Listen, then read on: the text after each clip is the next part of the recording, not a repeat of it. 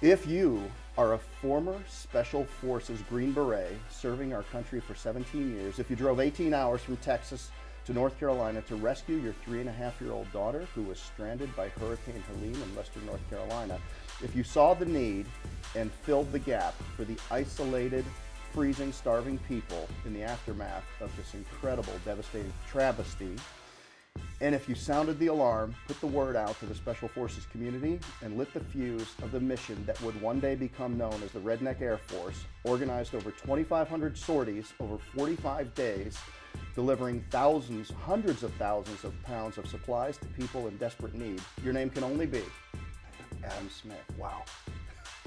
You got me on that one. Right off the bat. Right off the get-go. Right off the get. We didn't even get anywhere. We haven't even started this thing and you already got tears in my eyes.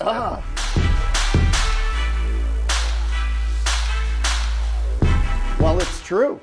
It's true. And that's what you did. And sometimes in the face of great need and great opportunity, people step up. And sometimes, people, Churchill, or whatever it is. But that's what you did. It was incredible. I went to school at Appalachian State. Yeah. We supported the efforts, but not in the way that you did. Thank you for what you did. Well, thank you. I would never compare myself to Winston Churchill, not ever in a million years. But I talk about an intro. Holy crap, man! I'm really grateful for that. Thank you very much. Yeah, absolutely. You got me. Well, I didn't expect to have tears in this podcast today. We got freaking tears going on, man. Well, look, stop because I cry easy. Oh man, you got me. Oh wow. Yeah, it's. I don't know. It's hard to hear. It's hard to hear that part. Because we. All of us that were there, we all played such a critical role. Yeah. And everybody had such a real legitimate critical piece in everything that took place on the ground on the aftermath of Hurricane Helene. It's eye-opening, I think, to see what amazing, professional, capable individuals have the ability to do when they shift their focus from war fighting to life-saving. They all, I think, in a lot of ways are one and the same. But, the aftermath wasn't just all of what you read, which is kind of incredible to think about it, but it was the conversations that we all had with one another, which was, I didn't realize I needed this in my life. Like, I didn't realize that I needed to find purpose again. I didn't realize that, I had veteran after veteran come up and say, I needed that. Like, thank you. I needed, they were thanking me for them volunteering for the work that they put in because they felt like there was an opportunity provided to them that they really needed in their life. It was very, very surreal experience. Yeah. Well, when you live the life that you did in the military, operating at a high level, and you have these skills, and then you get into civilian life, and not all of them translate. And some of the videos that I saw were talking about how precise and how disciplined the operation was. And when I saw that, I looked right back at the way that we responded to disasters. And I also was reticent that maybe I didn't do more or I didn't find my way into your camp, because that's what you do. The first thing you do is recon. What is the actual state of on the ground? Yeah. In a disaster situation, if you're a relief company and if you wait till the news media to tell you what's going on, you're 7 to 14 days late. You're already behind the power curve. You're already behind. Yeah. So the first thing you do is recon. Leaders have to get in there and actually see the need on the ground and be actually taking actions, right, based on the resources they have available or garnering resources to respond. The next thing is safety. Okay, are my people safe? Are the occupants safe? Are there any rescue missions that we need to do? Do I have when I would go in first? Is there a safe place for us to land? Where's going to be the landing zone? We would have to secure a warehouse or even a parking lot. Yeah. I mean, if everything's flooded in Hurricane Katrina and we find a Hurwitz Mintz store, furniture store, and they have a massive parking lot, I say, well, we'll help you. Can we use your parking lot as a landing zone? And then we'll start deploying resources in there. We'll circle the wagons. We'll have a big generator, and that's where we'll live for the first few days. Yeah. And then it's just logistics. That's it. I had a conversation with who did I talk to? So I talked to some guys that used to be with Blackwater.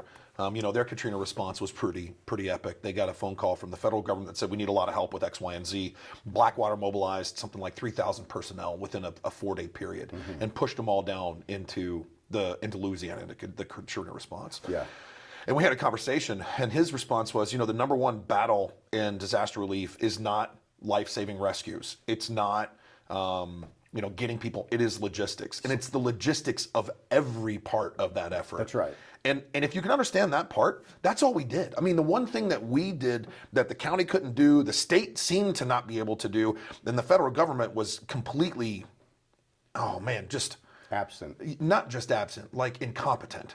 It just is what it is. The last administration, how they functioned and operated, the communications that they had was absolutely incompetent. Now, the people on the ground that were there from the federal government, some of the people that I met were just spectacular people. They really wanted to do the right thing, and they wanted to help people that were helping people, and they're really, really, really solid in their response. In fact, they helped us help people on the ground. Where was the money, Adam? Where was the money that I've seen? I responded to every disaster for 25 years that made landfall in the continental United States. Yep. Every single one for 25 years. FEMA was always large and in charge. They were showing up. There's thousands of trailers. There's thousands of housing. Like, they had resources. Yeah. Why were there not resources for these people to deploy? Does anybody know? No, I don't think they do. I think I can speculate, and I'm willing to speculate because I think it's a fair speculation. We were in the middle of a national presidential election. There was a lot of fallout already from the Biden administration that was taking place.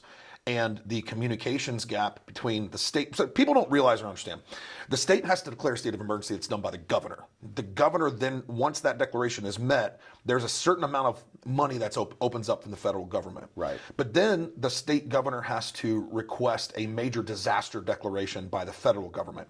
Once that's approved by the administration, then it activates the Stafford Act. Right? And when the Stafford Act is activated, there's another pot of money that opens up. And that's what gives us the ability to deploy FEMA into the field. So they take a federalized agency like FEMA, pushes them into the field. Then there's an entirely different route when it comes to requesting USAR, so search and rescue. It's the United States Search and Rescue Organizations, right? The FEMA task forces that are around the country. For that to happen, a county has to make a request to the state.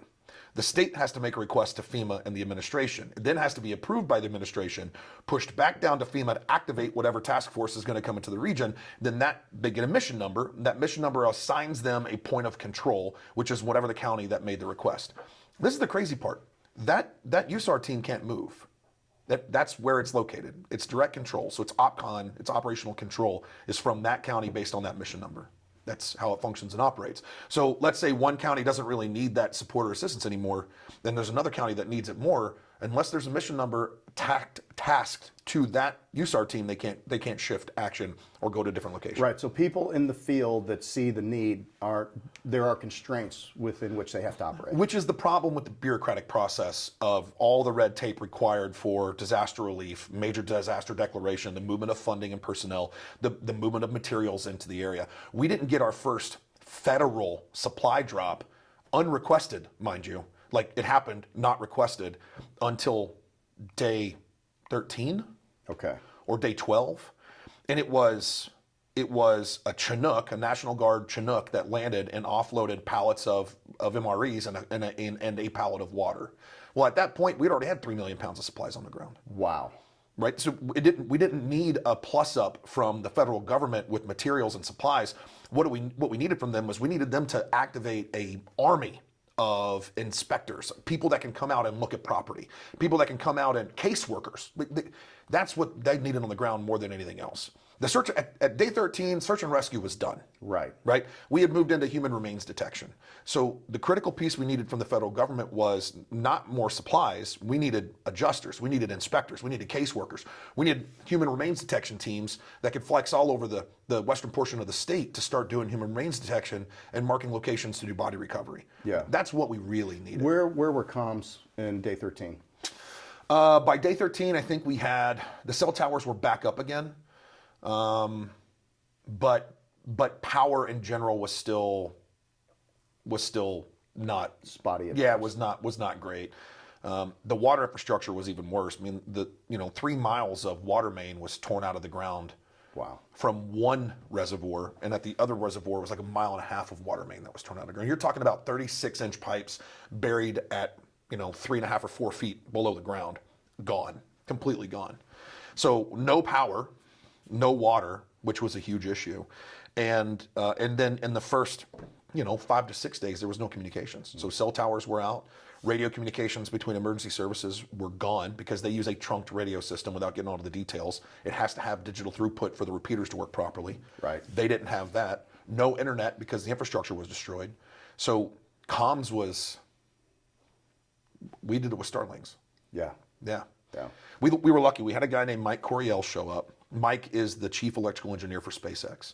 He's a direct report to Elon, and he apparently, when the disaster happened, he called him and said, I'm going. How did he get? He just decided. He just decided to come. Yeah, he just like, I'm going. Wow. And I'm not 100% certain how he showed up to our location, but he knew a dude that knew a dude that knew a dude that said, you should go here. Yeah. And that's when he got to Harley Davidson. But that's kind of how it was for everybody. That's how Glenn Beck showed up. That's how J.D. Vance showed up. That's how Congressman Corey Mills showed up. That's how President Trump showed up. I mean, everybody showed up into that space because we were at the right place at the right time with the right people. Right. And he was one of them. And because of Mike and his connections, we had, holy crap, Starlink show up on the ground, Generac generators show up. Okay, these people are showing up. The first question that anybody asks in these situations, because I've been in hundreds of them, who's in charge? Was that you? Yeah, it was me. Okay. Unfortunately. Yeah. Well, look, again, you have to step up. Can you walk me through the first 24 hours after the storm hit? Yeah, so we were in Texas. We're in Austin. My fiance and I are in Austin, and we're at a for-profit wealth management business conference for her company. And the next day, we're driving to Dallas, Texas to speak at the Texas Valor Project. And they partner with Defenders of Freedom and Coast to Coast. And they're all veteran nonprofits that treat veterans for post-traumatic stress, but specifically focused on traumatic brain injury. Okay. So the recovery from TBIs. So the next morning, we're going to go speak at their event. We lost comms Thursday night at about 10 p.m. with my daughter and her mom, my ex-wife. They live next door to us on Highway 9. And where was that? What day did the storm hit? So that was Thursday night. Okay. Now, the storm hit Thursday evening. The water crested Friday midday. So I think at 10:30 or 11 o'clock in the morning. Right. And they lived near with about 40 yards away from the river that washed away Bat Cave and Chimney Rock. Got it. And we lived next door about 80 yards off of the river, so maybe a little bit further. We lost comms Thursday. Friday morning, we didn't have any communication. And we left early. So, 6 a.m. Central Time, 7 a.m. Eastern Time, still no comms. By the time we get to Dallas, still no communications. And I go to my buddy that was the founder of TVP. I said, hey, Chris, I'm not staying. I got to get back to North Carolina. And so we hopped in the truck and we just bolted. And we drove the rest of the day, breaking every law you could possibly imagine when it comes to driving a truck. And we were able to finally get into North Carolina about 3 a.m. And the first route we took, we tried to cross I-40, but I-40, the French Broad River was still so high that I-40 was still flooded. Right. And we're not talking about, people don't realize when I say flooded, the overpass of the bridge that we crossed to cross the water was only 6 feet below it, and the daggone bridge is 45, 50 feet above the water. Yeah, right? this is way down there. Yeah, we're not talking about small amounts of water. Right. We're talking 40 trillion gallons of water fell in a 24-hour period from this storm. There was some locations that water was up to 80 feet deep with some of the rivers that got flooded. So, we're not talking about small amounts of water here. And we couldn't get in. We tried to cut our way in. Every road was either completely washed out from mudslides, washed out from the flood, blocked with debris. Trees were down, power lines were down, everything was down. And we're right in the middle of it.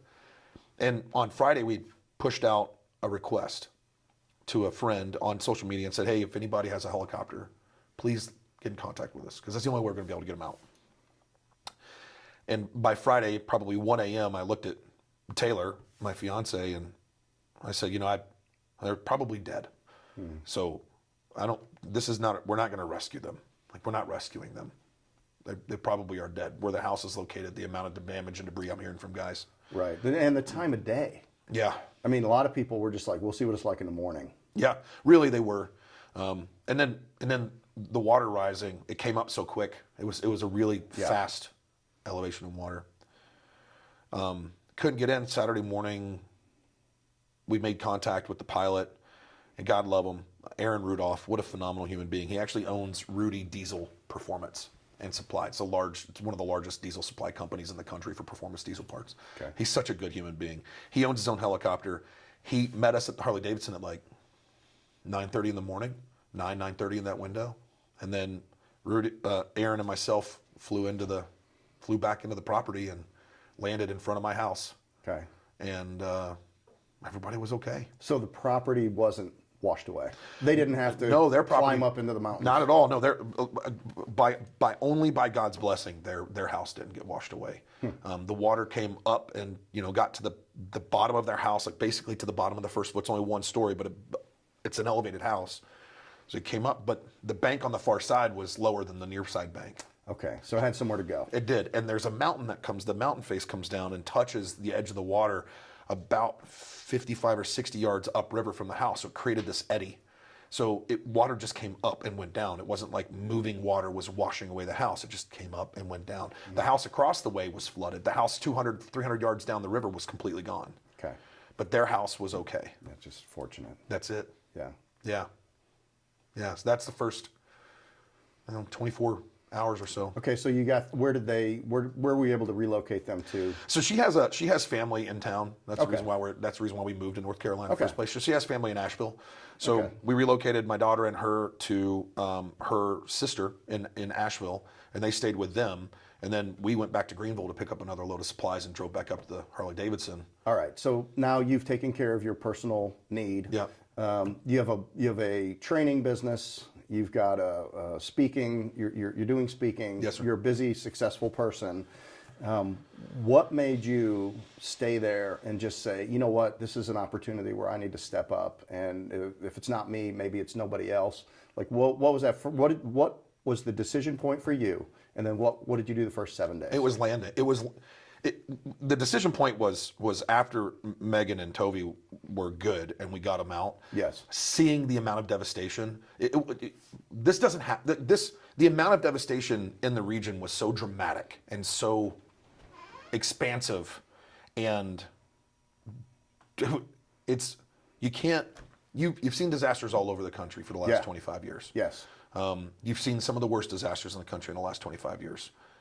I don't think anything like this has happened in the last 150 years in the United States. Right. I mean, we're talking about the amount of wind damage, the amount of flooding, the amount of water movement, the amount of landslides happening all at the same time. Yes, but it would have been easy for you to turn your back and say, we're fine. Yeah, we're good because the family's good. Right. Yeah, but my neighbor wasn't okay. Right. They didn't have any power. They didn't have any communication. Hell, their family didn't even know that they were alive until we landed. And when we landed, there was a Starlink on the bird. And so we landed with the Starlink on the bird, and everybody was able to connect to the Starlink, all the local community there where we live, Yeah. and push out information to their family, let them know they're okay. Yeah. I don't know, Jeff. I think the decision point was the fact that, like, we're here. Yeah. Nothing else is going to happen until this is handled. Yeah. My house had water in it. I couldn't move back into the house. My daughter and her mom's house, luckily they could move back into it, but there was still water damage from the roof and some damage had happened from debris falling and things. My former brother-in-law, their house had a huge branch that landed on it. My next door neighbor, they came out scot-free, but they had no power. All the water was going to be gone. Right. And the neighbors up the river lost their house completely. Had you negotiated at this point or collaborated with the owner of the Harley Davidson dealership? No. To make that? No. So the first thing you have to do is you've got to designate a landing zone. Yeah. Okay, well, so we did that. I did that without permission. Right. Like, if we're just going to be straight up. I want to look at that motorcycle. Yeah. And oh, by the way, my Yeah, just ride's here. FYI, there's a helicopter landing. That's exactly. Yeah, so we already planned the HLZ happening. And then when we got to the Harley on Saturday morning, the Harley Davidson, so the general manager, his name's Steve Larson, a phenomenal human being. Yeah. Steve and a bunch of his guys were already on site assessing the damage, right? And I saw Steve and I was like, hey, I got a helicopter that's going to land here that's already planning on landing here. I just want to make sure you're good with it. I mean, even if you're not good with it, it's still landing here. Right. Like, just to be really clear, I just want to make sure that I do my due diligence on this one. Yeah. And he goes, no, not a problem at all. That's great. Bird landed. We did our thing. When we came back, they were still there assessing damage. And so I went to Steve and I said, hey, we got some supplies. We're going to push some supplies out of here if you're okay with that. And he said, yeah, man, like we're not opening. Sure. Yeah, sure, no problem. That was on Saturday. Sunday afternoon, we had a crew of volunteers, another organization called Charlie Mike, another veteran-based group of people. They showed up, and they just happened to come past the Harley-Davidson, and a couple of helicopters had landed, and we had pushed some supplies out. And they went, who are you? What are you doing? I'm like, who are you? What are you doing? Let's connect. So they showed up. Yeah. Then my buddy Johnny Wilson from Texas calls me on Sunday. He goes, I'm coming up. Now Johnny has a long-standing, he's a former Green Beret. He's well-connected to the community. He's a very, very good guy. He's the founder of Coast to Coast. He's like, I'm coming up. I'm like, well, let's go. Bring it. So Johnny drives up. He gets up there Sunday night. By Monday morning, we've now gone from me and Taylor to 15 to 20 people or so. Okay. All veterans, most of us special operations veterans, on the ground in Western North Carolina. And we've also collected something like 25 or 30 pallets of water at this point. Okay, so trained, Yeah. experienced. Yeah. You're speaking the same language. Yeah, everybody understands it. So there's no, one of the things that we always had to do was we had to train people. We had our team, Yeah. but then as you get more people involved, it's like, we need to teach you the protocols Yep. as to what's going on. But you guys had it. Yeah. So that was probably the best 15, 20 people you could have possibly had. It was killer. And every group that showed up in the next sort of 48 hours, a majority of them were special operations veterans. Awesome. Or guys that took permissive leave, active duty dudes that left their job on permissive leave to come help. Wow. Yeah. So, by Wednesday, Thursday of that week, 70, 80 special operations veterans on the ground, 1.2 million pounds of supplies on the ground, 4 dedicated helicopters that they were flying at another location. They heard that we were getting shit done, so they decided to come and co-locate with us. Yeah. By day 8, we had a 4,000-gallon Jet A fuel tanker on the ground. We had 3,000 gallons of 100 low lead on the ground so we could refuel birds. We had a National Guard liaison that showed up. He deployed himself so they got activated, and he heard what we were doing. He's like, I got to go check out what these guys are doing. His name is Bertha, Warrant Officer Bertha. That's his last name. He shows up and he goes, how can I help? And we're like, well, dude, we need more air assets. We have bigger missions that we want to run. We have 60 kilowatt generators and 100 kilowatt generators that are back here that we want to push out to community centers and get them hooked up. Yeah. We need sling loads. Like, we need Chinooks to sling load these birds out there. Yeah. And so he's like, all right, cool, no problem, man. So he started sending in requests to the National Guard, and the National Guard would then cut away aircraft for us to use, and then we would direct the National Guard aircraft on a mission to do X, Y, and Z. Well, almost like it's supposed to be. Almost like it's supposed to be. Almost like that's how it's supposed to work. Yeah. You would think. Well, one would assume. One would assume, if I don't know, federal government had figured it out sooner. Maybe, I mean, I guess they'd have to have people that were trained and ready. Or the state, which is another.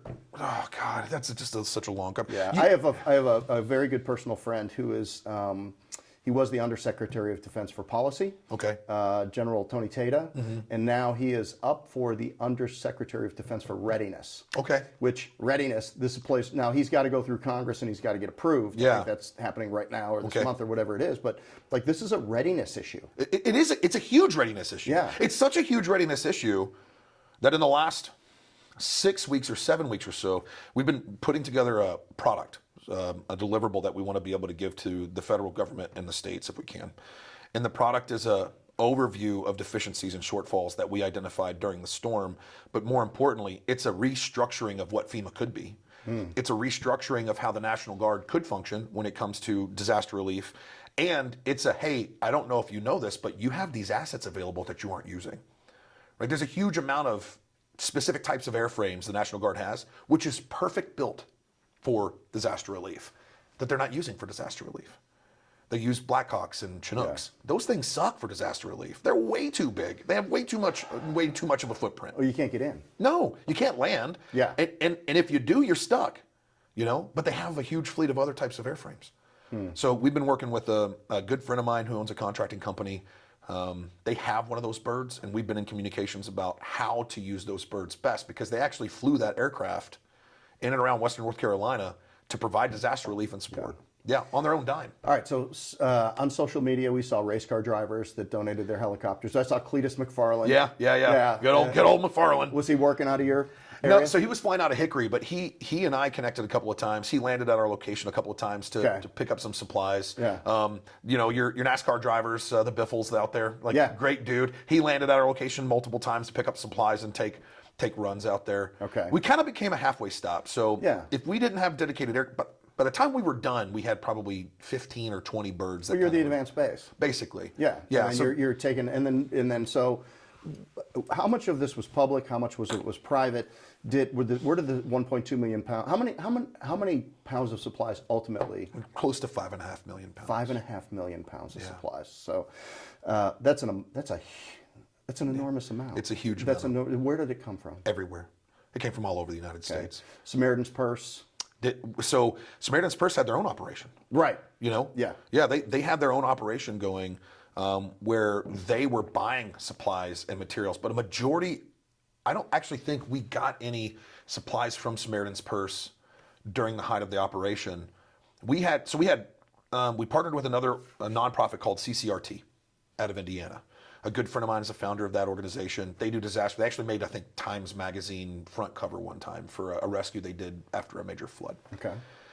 They coordinated fixed wing aircraft to land at Statesville Airport. Okay. And then we had ground transportation to transport the supplies from Statesville to Harley-Davidson's and some other distribution location in the area. Okay, that's like an hour and a half? Yeah, about an hour and 20 minutes. Okay. Then we had helicopters take supplies from our location out to predetermined HLZs, helicopter landing zones. Yeah. And on top of that, prior to like any of those pieces happening, we had recon teams going forward. So we would push out 2 or 3 man recon teams with a Starlink. Yeah. They'd get on the ground. They'd get ground reality. They'd understand exactly what's required or needed. They'd cut in an HLZ if need be. So they literally would fell trees on people's property to cut in an HLZ so we could bring a bird in, put it down, and drop off these supplies to them. And the supply chain has to start all the way back from Statesville. No, it has to start from even before that. Wherever it's originated from. Yeah, and then all the way out to this home in the middle of the mountains where you've got an elderly couple that needs what they need. Yeah. Now, were there people that, now there's 2 things you can do. You can either bring supplies in or you can take the people out. Mm-hmm. What were those negotiations like? We didn't negotiate. There was no negotiation. You would take people out? No, we just leave them there. You just leave them there? Yeah, people didn't want to leave. They didn't want to leave. No. Okay. These are the people. These are people of the Appalachian Mountains. They do not want to leave their home. It's their home. And for the most part, look, we might have been the redneck Air Force, but if you want to talk about the redneck ground force, when we landed Aaron's helicopter Saturday morning, there was already chainsaws and tractors and backhoes and dozers and good old boys on tractors, drinking their Bud Light and digging the roads out. A majority of Highway 9 wasn't cleared by any of the federal, state, or county capability. Yeah. It was done by good old boys. Do you think the federal government would have took a different approach and just saying, we're not bringing you anything, you need to get in and we need to take you? I don't think they could. One, I don't think they would have done it. 2, they would have never gotten away with it. Okay. Not in that area. No, you're talking about a part of the country where most people are carrying, and most people are willing to defend their property. Okay, fair enough. So you're not going to dictate that they have to leave their property unless you're going to declare martial law, and then it's a completely different conversation. Yeah, fair enough. Yeah. What's the state on the ground today? There's progress. Some of the most hardest hit areas, there's still a lot of recovery that has to happen. Mm-hmm. Waterways are still pretty trashed right now.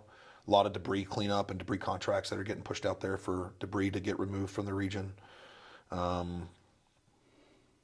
There's still a lot of people we're right now building a house for a gal named Miss Judy. She lost her house. Her story's crazy. Her husband died in July of last year, and then the storm hit, and she lost all 3 of her homes. And she's retired without a retirement income. And the 2 other properties that she had on her lots, she rented at a pretty very fair rate. Yeah. So she lost her income plus her home. Right. So we've met Miss Judy, and her plot of land was 200 yards from Harley Davidson's corner. Okay. So we could see her house from where we were operating at. And so she became kind of one of the very first ones that we got to do something for Miss Judy. Sure. How do we get her house back up and running again? How do we get her a home? She's still living in a camper. I mean, I just moved back into my home three and a half weeks ago. Okay. So people are still living in campers. People are still homeless because their homes were completely destroyed. Yeah. Yeah. Where did you grow up? Southern Indiana, outside of Louisville, Kentucky. Okay. Okay. Yeah. And what were you like growing up?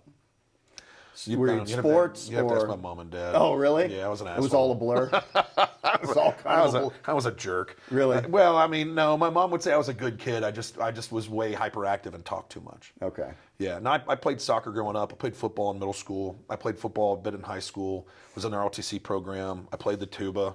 I actually was one of the I think one of the youngest members of the Louisville Philharmonic and sort of that area. Okay. Playing music out there with those guys. Got a chance to play with them. I got a chance to play with the thing called a tuba Christmas. I don't know. I did a little bit of everything. Okay. Yeah. And then what was the decision to go into the military? I was a kid. Yeah. I was in second grade, and I drew a storybook that I wanted to be an Air Force pilot. Got it. And then I wanted to be a Marine in the Force Recon. Then I was like, I don't ever want to eat crayons. This is stupid. So I want to do something different. And so by the time I was probably 12 or 13, I really wanted to be a Green Beret. That was the thing I wanted to do. And have you ever seen the John Wayne movie, The Green Berets? I have, but I can't think of a scene in it. Well, it's phenomenal, but one of the greatest scenes in the whole movie is when one of the guys on the team shows up with a Jeep randomly. Okay. And John Wayne's character says, "Where'd you get that? Or do I want to know?" And the guy that pulled up with the Jeep said, "I just found it laying around." Yeah. And then they went about their business. Yeah. And I was like, oh man, I know that's probably against the rules, but I really like the way they operate. Yeah. You know?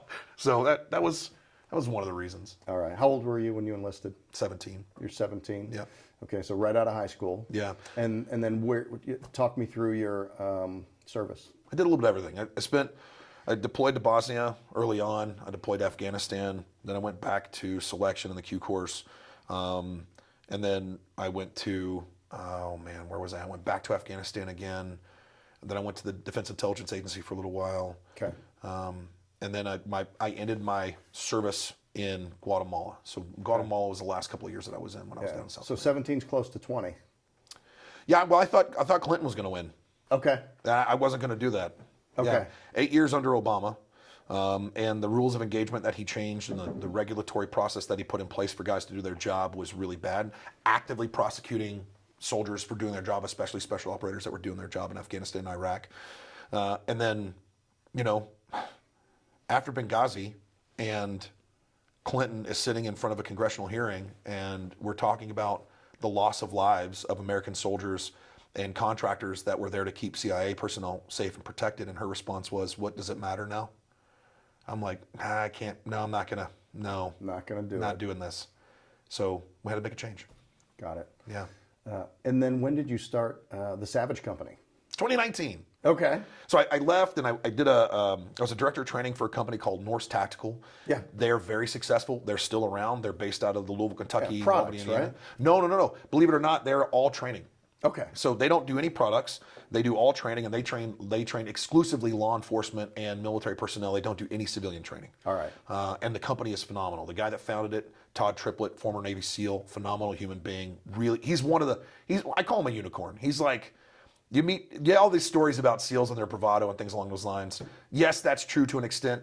Todd was never that guy. Trip is he's just a good human being. And for a long time, I really I owed him a life debt. That's a story for another day. But Okay.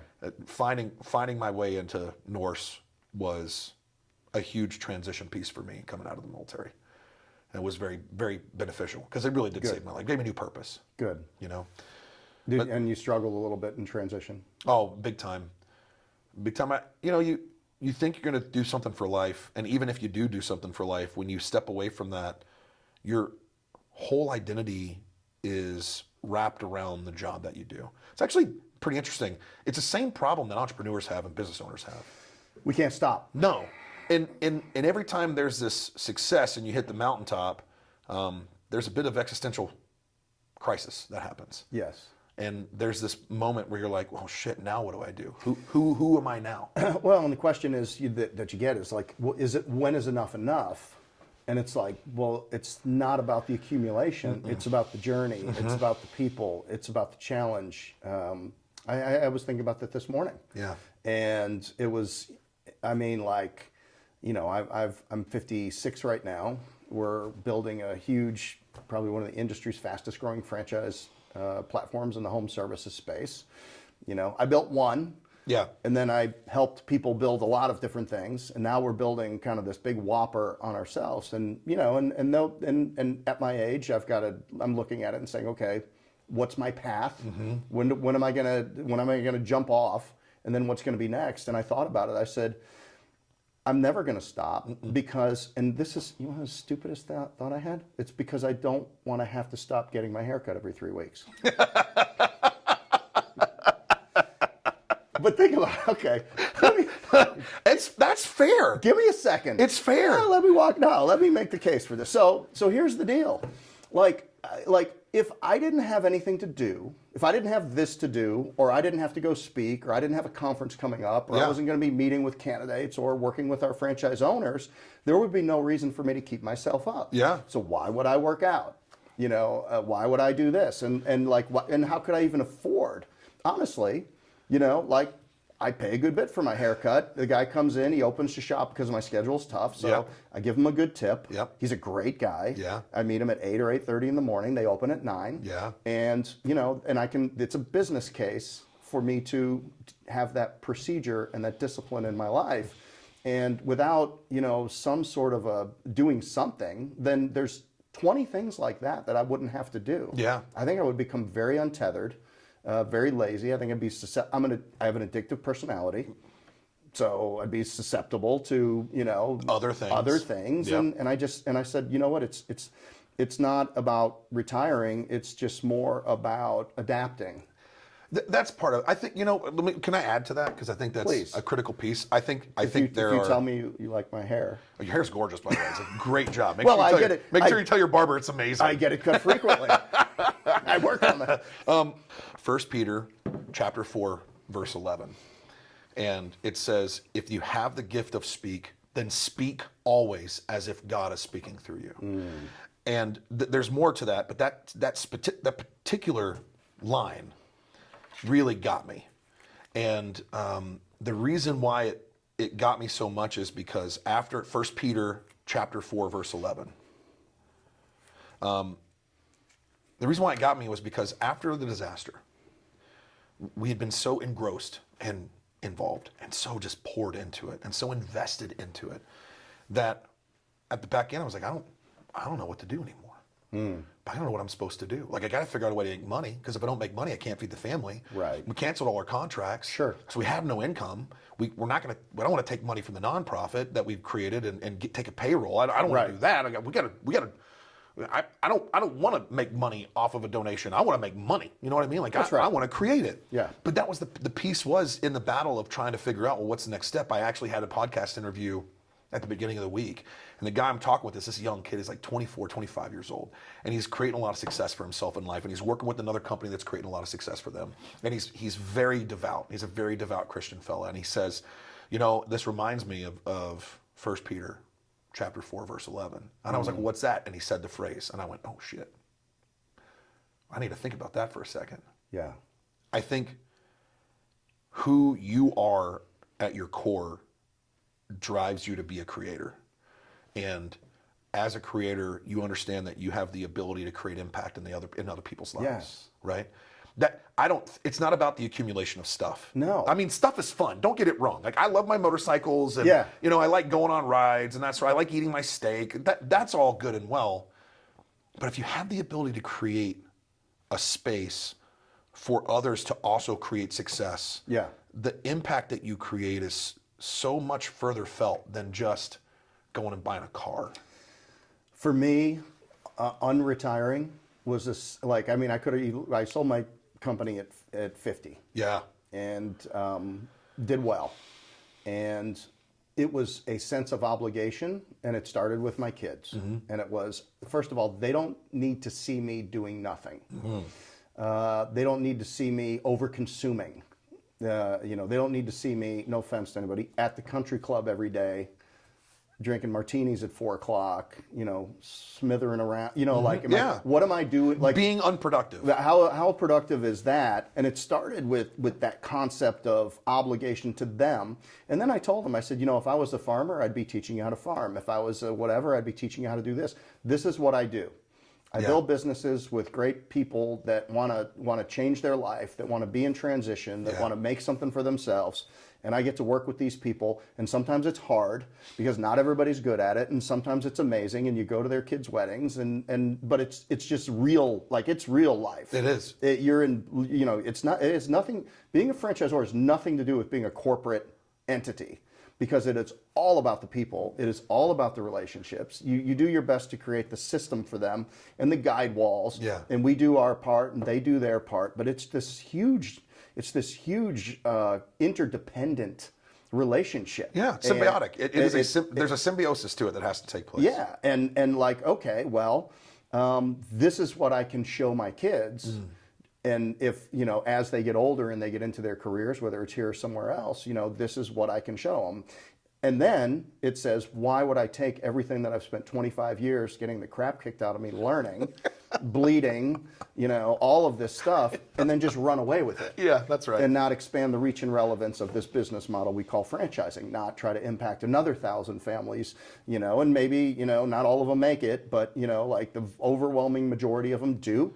And then, what you do with the ones that they decide it's not for them. Look, we've had a family die in a plane crash. 2 kids coming back from Cooperstown baseball. We've had divorces. We've had cancer. We've had people go into recovery. I mean, we're 250 strong now, families, and we are a cross section of the population, and things happen. So it's so how do you deal with those people to make sure that they have a soft landing and that they don't lose a penny more than they have to lose losing those. So like, whether or not, like, once you step across the line, and it's probably very similar to whatever the qualification to be a Green Beret is, like, once you step across the line, you cannot recontract. No, yeah. If it's do this, shoot that, train this, go hide in the mud, whatever it is you guys do. And your recontracting actually is losing the privilege to be that. Yes. Like I think it's a privilege, truly a privilege to be able to do the job. Like, to be a Green Beret is a privilege. It's very hard. Yeah. It's hard to get selected. The training is hard and challenging. The long-term capability in maintaining, professional outcomes is challenging. And God knows I've stepped on my toes a time or two. But I think what you're doing is there's a privilege, and it's not that you're privileged. It's that it is a privilege. No, to be in life with these people. Exactly, it is. It's an honor. It's a blessing. It's an opportunity, and I think that's powerful. Have you ever done any game theory study at all? Not study, but I'm familiar with it, and I think I'm doing game theory when I'm being strategic. Yeah. So, the difference between like a finite game and an infinite game, and the definition between the two. Yes. I had this conversation a long time ago about what is my purpose in life, and it just resonates with what you're saying, and that was, for me, my purpose is to create impact, and the battle that I had was trying to define me and define my purpose. I had no clue what that would be. And then I started studying game theory. And this is my takeaway, which I think it works for me. You can have it if you want, but it works for me. So in a finite game, it's got defined roles, defined players, a defined total number of personnel. There's a definitive winner, and definitive loser. Even in a tie, there's still a definitive winner and definitive loser, right? At the end of the game, somebody wins, somebody loses. That's right. And the only way to win in a finite game is to win, right? Like, to defeat your opponent. In the infinite game, the only way to win is to keep playing the game. Like the Cold War, for example. The Cold War was an infinite game. The United States won because the USSR couldn't keep playing the game. Yeah. That's how you win. The infinite game is to continue to play. Yeah, the other people die. Yeah, exactly. Or they can't play, or whatever it might be. Sure. So when I started looking at purpose, I was like, man, well, who am I? Who am I supposed to be? And what is my purpose in life? I thought I was supposed to be great. Well, I'm not doing that anymore. Well, I thought I was supposed to help my buddy with his business, and he helped me. Maybe, well, I'm not doing that anymore. Well, maybe me opening gyms was supposed to be the thing I'm supposed to do. I'm not doing that anymore. Consulting, disaster relief, all that stuff. Like, I'm not. So my takeaway was, if I can play my infinite game enough to impact someone else in order for them to just play a small part of my game, even just an infinitesimal amount of it, and then they play that game, and then they pass their game on to their children, and part of that game includes the small, tiniest percentage of the game that they picked up from me, Yeah. then I always win. Yeah. And I never lose. And it's not because I'm out to win, it's because my game will continue to be played even when I'm dead. Yeah. And if I can do that for my daughter, Yeah. Yeah. That's the through line, that's it. is impact. And if I can leave an army of thousands Yeah. that are there to support her when I'm gone, because for 1 minute of one day at one point they heard something that resonated, Yeah. or they connected to something that connected to them, that is how you win. Yeah. I wish just people would see that, Yeah. you know? No, that's right on. There's a great book called The On Purpose Person.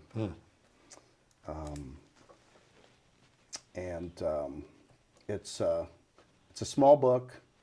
You can also go to the onpurposeme.com, and for like you can. So the book is a fable, and it's a tennis tournament, and you start with your 8 life accounts, and then you start at the top of the page and the bottom of the page, and you write all the things that are important to you in there, and then you run these things off in a tournament. And the first time I did it, it took me like 6 months to actually get, because think about all of these things, and you've got to say this over that. Oh yeah. Right? Oh, that's awesome. Yeah. Oh, wow, okay. Yeah, and like, so you end up with these pieces of paper, and you're like, well, yeah, but this is this, but this is that. And the reason you do it at the top and the bottom of the page is so that you don't rank them in order of importance. Okay. So you don't have all your important ones knocking out all your other important ones at the same time. Yeah. So you're building a bracket. It's a bracket. Oh, okay. We're right here. We're on the second day of March Madness. Yeah. We're literally building a bracket. Yeah, 64 things that you think matter to you in spiritual and family and finance and career and all these different these different buckets, right? That the logical buckets that you would make it. Dave Ramsey has 7. I think they have 8 in the book. Yeah. And and then you run these off, and at the end of it, you come up with an "I exist to serve by" and a 2-word. Whoa. Yeah. So what was yours? You exist to serve by impact. Creating impact. Creating impact. That would. Okay. So now I just saved you $11.99. Okay. Thank you. That's perfect. Yeah, but so where I landed, it was different when I did it 10 years ago, 15 years ago now. But when I did it 3 years ago, it was inspiring entrepreneurs. You know, and what does that mean? Well, it means connecting dots, giving them tools, providing education. I have people that I worked with in a company that I recently sold. There's a franchise sales organization that I was a part of that I sold, and there's this one really great young guy in there that's in operations, and he was a guitar player. You know, really, I mean, you see the pictures of him with the long black hair. Oh, like full on, yeah. Full on, man. Yeah. Now, you know, clean cut, fit, you know, family guy, moved his family out here north. I have so much respect for this guy. And when I talk to him, there's like 1 or 2 things he goes, it was something that I said that he has adopted as a principle, as a guiding principle in his life. It's exactly what you're talking about. I spit all these things out over the hundreds of hours he's listened to me speak or whatever it is, and he's got 2 or 3 things that he is now building his life and his family on. Isn't that like the most humbling thing? Oh, it's amazing. It is the most humbling Yeah. thing. I've had a couple of guys call me. Actually, one of the greatest phone calls I ever got. It was a guy that called me that went through tactical training that I put on when I was the director of training for Norse Tactical, and there was a standoff where they had an active shooter barricaded in a window, and he was shooting at law enforcement officers outside, and the SWAT team were ready to go. And we had this conversation with the SWAT guys. I have this conversation with all the guys I train, especially SWAT officers, is how do you know your tactics work if they've never been tested? And more importantly, when the time comes, you have to remember what your task is, and your job is to go home to your family. Yeah. So when push comes to shove, and you're presented with lethal force and lethal intention, remember your tactics, remember your training, and utilize that warrior mindset of, I want to go home to my family. I'm not going to operate out of fear. I'm going to operate out of confidence. Fear is always existent. Fear never goes away. People who say they're not afraid are psychopaths. It's 100% not a thing, for sure. right? Like, it's a real thing. Yeah. To operate through fear with clarity and consistency is how you can literally separate the wheat from the chaff when it comes to individuals who apply their specialty to their skill set. That's right. And those who do it as a pastime, right? And so he called me and he said, I just want to call you and tell you thank you.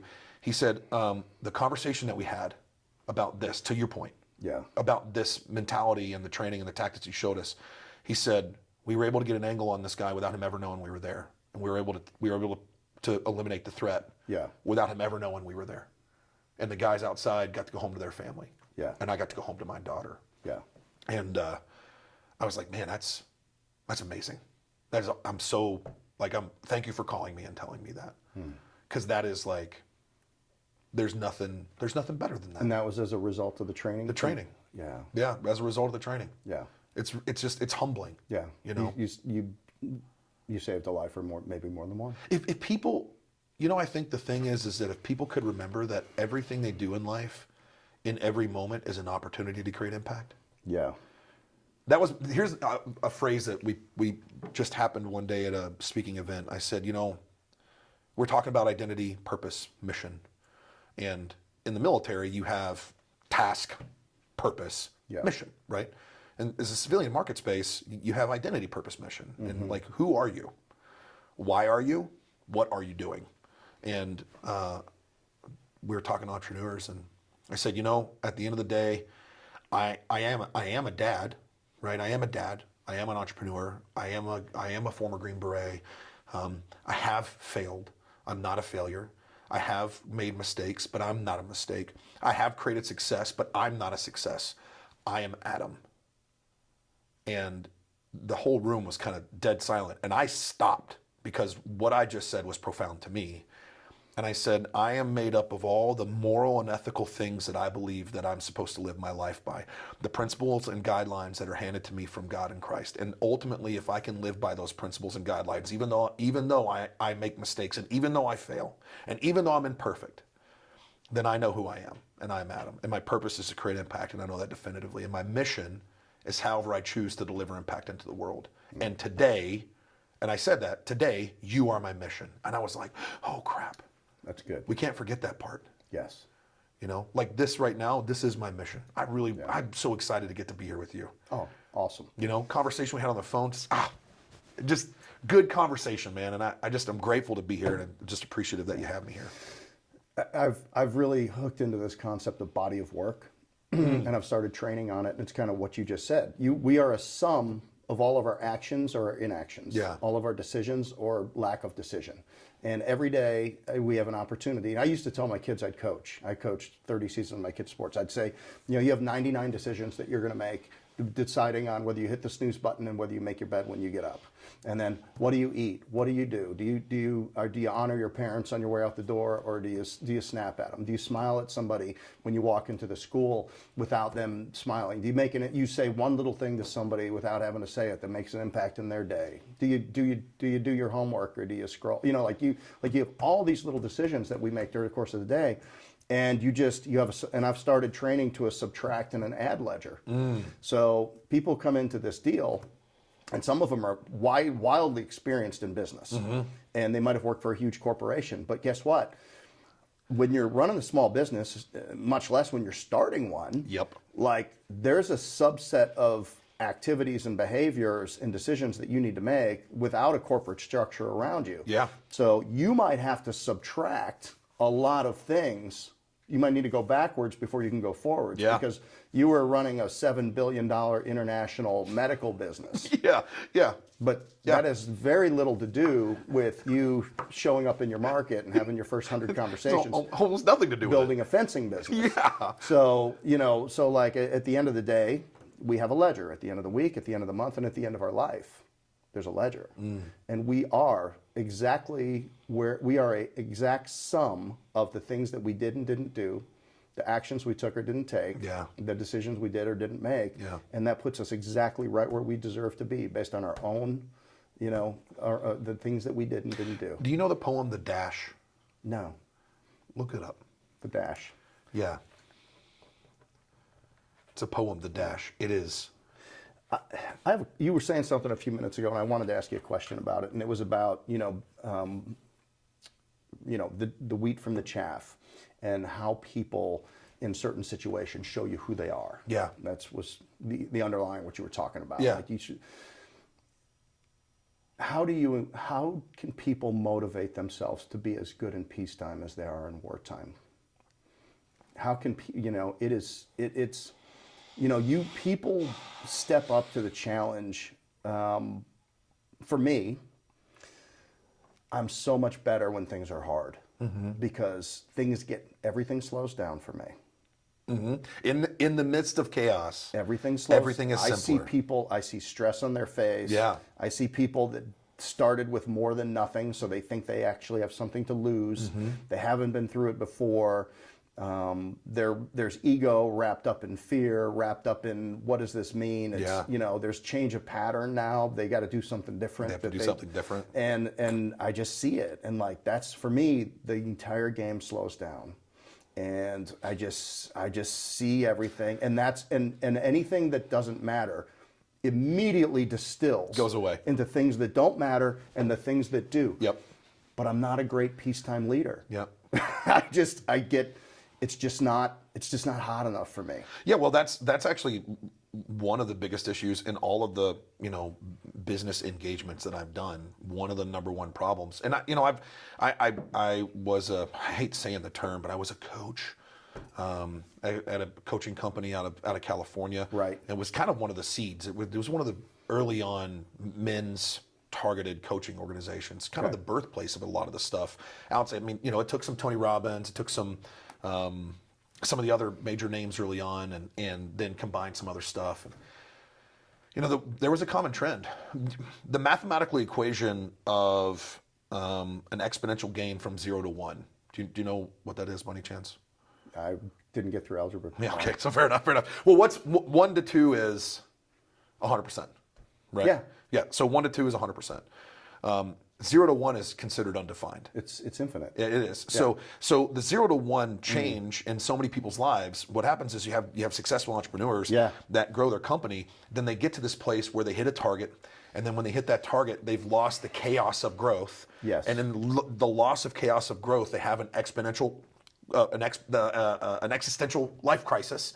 They lose the definition of self. They no longer have new targets to go after, so they burn it all down so they can start at 0 again and go from 0 to 1. Yes. And this is a repetitive, it's a habit, but it's also an addictive habit, right? And it's a habit that we see in a lot of guys who are successful entrepreneurs.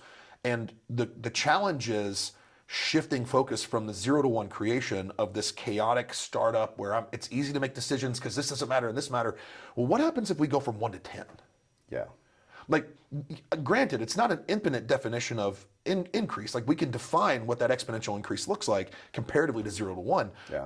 However, what's the impact that 1 to 10 makes in the lives of everyone else? Yeah. Because that 0 to 1 is chaos. Yes. It is the heat of battle. It is the fire of creation. Yeah, and that's what I'm made for. Yeah. And what I've learned to go from 1 to 10 is who, not how. Yeah, get out of the way. Who. It's now, like, immediately, the sooner it becomes about the who's, the better chance you have of success, ultimate success. 100%. 100%. And I think motivation is bullshit. At the end of the day, to be motivated to do something, emotions only last 90 seconds unless we feed them. That's a scientific reportable report, right? That's a thing. Yeah. They only last 90 seconds. Motivation is a feeling, an expression of feeling. Yeah. So it's only a 90-second feeling unless you feed that feeling. It's a reason why being negative is so easy, because it's easy to feed negativity. Really hard to feed hope. It's really hard to feed joy, right? That's why when we say joy is a state of being versus a negative aspect, it's not a state of being, it's an emotional response. So motivation can't be the drive. Can't be. Right. It has to be discipline. And it has to be disciplined actions that also self-awareness. If you don't have disciplined action, you don't have self-awareness, then you're the guy that goes, everything's too easy, I have to break something to make a problem so that I can be the hero in my own mind of fixing the problem that I created, that I'm the only one that have an answer to fix this problem because I created the problem that I have to fix to begin with. Yeah. And then look at my value of the problem that I created that I can fix this problem. Yeah, that's how small businesses stay small. Yeah, and that's how guys never get beyond that place. That's how entrepreneurs never move beyond that piece. Yeah. Individually. Yeah. The business will only ever grow as big as the self-awareness of the leader of the company. Yeah. Yeah. Putting the right people around you, for influence, Yeah. putting the right people around you that have unique abilities that the company needs. Yeah. Getting out of the way, having humility, but also leading from the front. Yeah. You know, and there's a the community. It comes now. I love to say some people get paid by the hour, or some people get paid commission, but leaders get paid by the conversation. Oh man, that's really good. Say that again. Some people get paid by the hour, others get paid commission, but leaders get paid by the conversation. Commission. Oh, that's good. Yeah, I love it. that's from a guy named Dave Zierfoss. He was the president of Husqvarna North America. So I pay that forward. That's awesome. brilliant, though. No, it's but true. At the end of the day, it's these interactions that we have, and our skill and our clarity, Yeah. and people understanding that we actually care.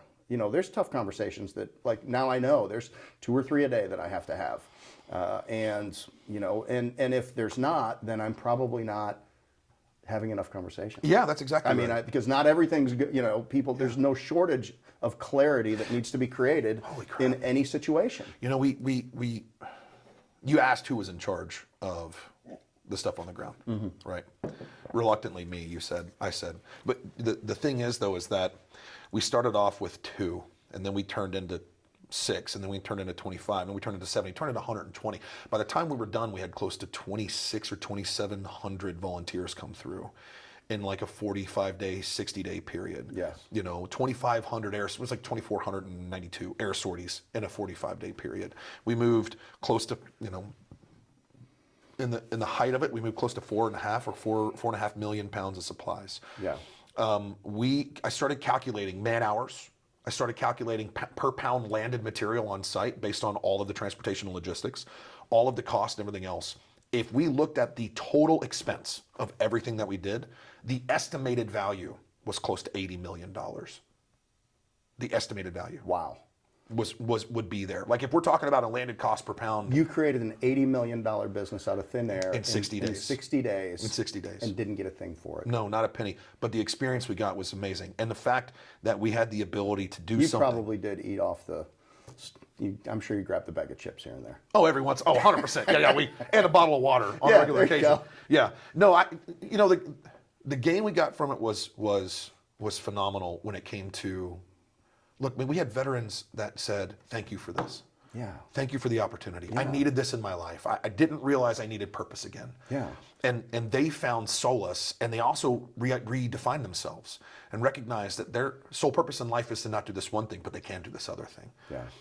We also we found deficiencies and disconnects in emergency management services, and we found huge deficiencies in the readiness of state, county, and federal capability to respond to a disaster like this. It's an outlier disaster, right? It's a black swan event, but we have to have better resiliency in a national structure, in a state structure, and in the infrastructure to make certain that if something happens like this again, which it will, the reaction, response, and outcome is not as bad or dire as this one was. Yeah. It can be better. We saw that piece. And the biggest piece for me is a complete and utter reinforcement of everything I've already learned and everything I've already done, plus all the new stuff I learned. You talk about when you get to that point, when it comes to the fire, I'm really good at the fire. Right. Clearly. Chaos is like everything slows down, and I just like you. Yeah. Not important. This is the focus. Don't even worry about this. Yeah. When we get into sustained operations, I hate my life. Hate it. And for me, it was all about how do I replace myself? Like I have to constantly be replaced so that the operation can grow and I don't become a single point of failure. And as we did that, so I was running air operations, and then Johnny showed up, and then he's running air operations because of his background.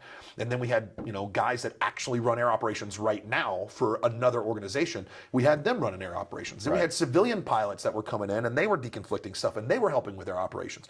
Well, how do we do logistics coordination? Well, there's a guy that shows up whose profession is logistics when it comes to the reception and shipping. So shipping, receiving, and the monitoring of supplies. right. Well, hey, dude, you're good with this? He's like, I got it. I'm like, cool, you got this piece. You got this piece. You got this piece. Everybody come in. Here's the vision. Yeah. Now, I know what my job is now. My job is to not direct effort. I have to get away from that. My job is now as a coordinator of resourcing and networks. Yes. And vision. Yes. I got to project it. So that was the piece, guys. This is what we're here for. This is who we're helping. This is the mentality you have to have. And, you know, the rule was like, when you go out into the public, you go out with a smile on your face, you go out with a warm handshake, hope in your heart, light in your eyes, and you let them know that we're here for them. Yeah. Every single day, this is your job. What great leadership. And every one of them, they saw it, they understood it, and they actioned. Yeah, this is the culture. This is who we need to be. Yeah. To be successful. To do this. And we're going to demonstrate what it can be. We're going to demonstrate what the possibility of disaster relief could look like if you bring in a multitude of subject matter experts who understand that the common picture and the desired outcome is more important than the individual glory. And if we can do that, then it doesn't matter who the head is, who the face is, who the mouthpiece is. It just so happens that I'm good at talking. Yeah. I got a face for radio and apparently a mouth for God. So if we can do one of them both, then we're good, right? It doesn't matter who that person is. We all have our role to play. If my job is to spread the message, to keep awareness up so that we can continue generating funding, so that we can keep resources coming in, then that's my job. Right. And that's what I'm going to do really well. If that includes making certain that you're bought into the vision, I'm going to do that. I'm going to make sure you understand exactly what the desired outcome looks like and what the bigger picture you're involved in. Because you as an individual can't feel significance by moving one package of paper towels here to another package of paper towels here, or by loading a helicopter, if you don't understand the impact that you just had by making that one package of paper towels move from there to the helicopter. Yeah. Because what you just did was you just gave supplies to a family who's been isolated for the last 6 days that we had to cut an HLZ into, and they've not had any really outside contact. So we're going to move 5,000 pounds of supplies, and you did that. You made that happen. It wasn't me. Yeah. It wasn't the air crew guys. It was you, the person that moved the pound of material from point A to point B. Well, that's this really a subtle difference, the subtle but significant difference between a target and a goal. Oh yeah. Okay, so a target, like you're doing this, and you're not thinking probably any farther in advance, saying because you're not thinking when is this going to end. You know what's going to end? When we're done. Yeah. It's going to go as long as it needs to go until we're done. So the target today is this landing zone, these supplies, this person here. I've got to make this call. We've got to make sure our pipeline's full. We're running low on this. We got to get that. We only have this commitment on aircraft for this long. Mm-hmm. How are we going to fill that? So you're moving. You're slightly ahead, and you're looking all up and down the supply chain. That's the first 5 to 6 days, 100%. You're slightly ahead. You're looking all up and down the supply chain. You're thinking about resourcing. But at the end of the day, it's near term. It's like, what are we doing today? Mm-hmm. What is the target today? Who are the families that we heard from for the first time that now need their diabetes medication or need refrigeration or need these types of things? So it's and then in the face of you don't know when it's going to be over. You don't, and that's when, if you are in that leadership role, you have to be able to remove yourself from the day-to-day operations. So you can see second, third, fourth order possibilities and potentialities. Yeah. Right. For us, it was okay. Well, by day 7, the guys in the operations, they didn't need me directing operations anymore. Right. They had it. They understood the desired outcome. They understood the vision. They knew the direction we were going for. They understood the day-to-day targets that we had to set. Cool. Literally, my buddy comes to me and goes, "Hey, dude, we're good. I know that you're worried, but we're good. You do you." And I went, "Okay, roger that." I took a step back, looked at the operation. It was solid. Okay, what's the next consideration? Well, we haven't had water. There's no running water. Okay, so now we're going to build an entire effort around water. And that's a whole focus. It's going to be clean water solutions, and how do we get potable water to these assisted living facilities, and how do we get running water to these assisted living facilities? What do these solutions look like? How do we get filtered or filtration systems to homes that don't have water? Right. How do we make that happen? That's the next piece. So then we start asking questions. So now we're back in preparatory phase. Yeah. Right? So now we're going to prepare to do this effort. We have to collect our assets. We got to know what assets and liabilities we have. We got to understand who's a subject matter expert in this space, right, and what's the network that we have already developed that may have access to the materials we need for X, Y, and Z. So we just start an entire new vertical. I mean, it's nothing different than business. The first vertical in the company was supplies, distribution. Right. Cool. Logistics. Got it. Next vertical in the company is clean water solutions. Cool. Got it. Next vertical in the company is winter considerations. Are we prepping the ground for that? This is week 3. Yes. At week 3, which is still in October, or still in October, November, right? So this is still in October. Okay, what's the winter going to look like? Weather. Yeah. Yeah. So here's the next consideration. How are we prepping the ground for that? What does that look like? Well, we need propane. We need buddy heaters. We need warm clothes. Let's not do warm clothes. We need campers. People are homeless. How do we fix that problem? Sure. So now we do another preparation phase, another asset inventory. Right. And that's literally, that's how it went. Every 10 days there was a new cycle. So if I'm doing my math right, your daughter's turning 4 right about now. In April, yeah. Yeah. When's her birthday? April 13th. Okay. All right. Yeah. Awesome. My daughter turned 24 yesterday, and my son turns 21 April 27th. Oh, okay. And then I got a 27-year-old. So I'm just a little bit ahead of you. Well, yeah, a little bit. I started late when it came to kids anyway. Yeah. So you've got a 4-year-old. What kind of country do you want her to grow up in? Not this one. Not how it is. I want her to grow up into the country. Oh man, that's a hard question that you would ask. I want my daughter to grow up in a country where you can have your opinion and you can express your opinion without the fear of violence being taken upon you. Does she drive a Tesla?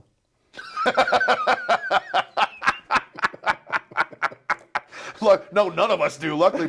But what did you say earlier? What is it still around? It used to be everyone was making fun of Teslas, but yeah, we still have the Subaru for memes. Yeah, my ex-wife drives a Subaru. God love her. Well, there we go. No, I don't know. The cyclical aspect of our nation is one that leaves us kind of guessing what's next. And there are some unprecedented things taking place under this administration right now. There's a huge effort to eliminate waste, fraud, and abuse. And I can tell you firsthand, personal experience, there is a heap of waste, fraud, and abuse in the United States military, through the DOD, and all aspects of the bureaucracy in general. Right. So what's going to happen next? I don't know. I can tell you that the current efforts that are being taken are efforts that I support. I agree with eliminating fraud. I agree with streamlining operations. This concept of I just had this conversation about contracting the other day. Contracts in general operate on a cost-plus model when you're dealing with the federal government. A cost-plus model does not support innovation. No. It doesn't generate an innovative thought process. It's just, okay, well, I'll do this. This is what it costs, and here's my profit margin on the back end. But at no point does that incentivize being better, more efficient, more effective. No risk. No, zero. There's no risk. At what point are we going to put the impetus of responsibility on the contractor to demand better from themselves rather than just giving them money? I'll tell you something else I learned doing a lot of government contracting over the years. They do not have the mechanism to take money back. That's true. Okay, so let's just say, okay, this money's deployed, you win a contract, it's $20 million, and then all of a sudden you're halfway through it, and you recognize that the scope of work does not require $2 million of the work. It's just absolutely not required. You go back to the contracting officer and you say, hey, we don't have to do this. We don't have to do this. It doesn't need to be done. And as regular citizens and people that don't understand how things work, it's like, so we don't have to bill you this. And the contracting officer might say, find something else to do because I can't take the money back from you. True. 100%.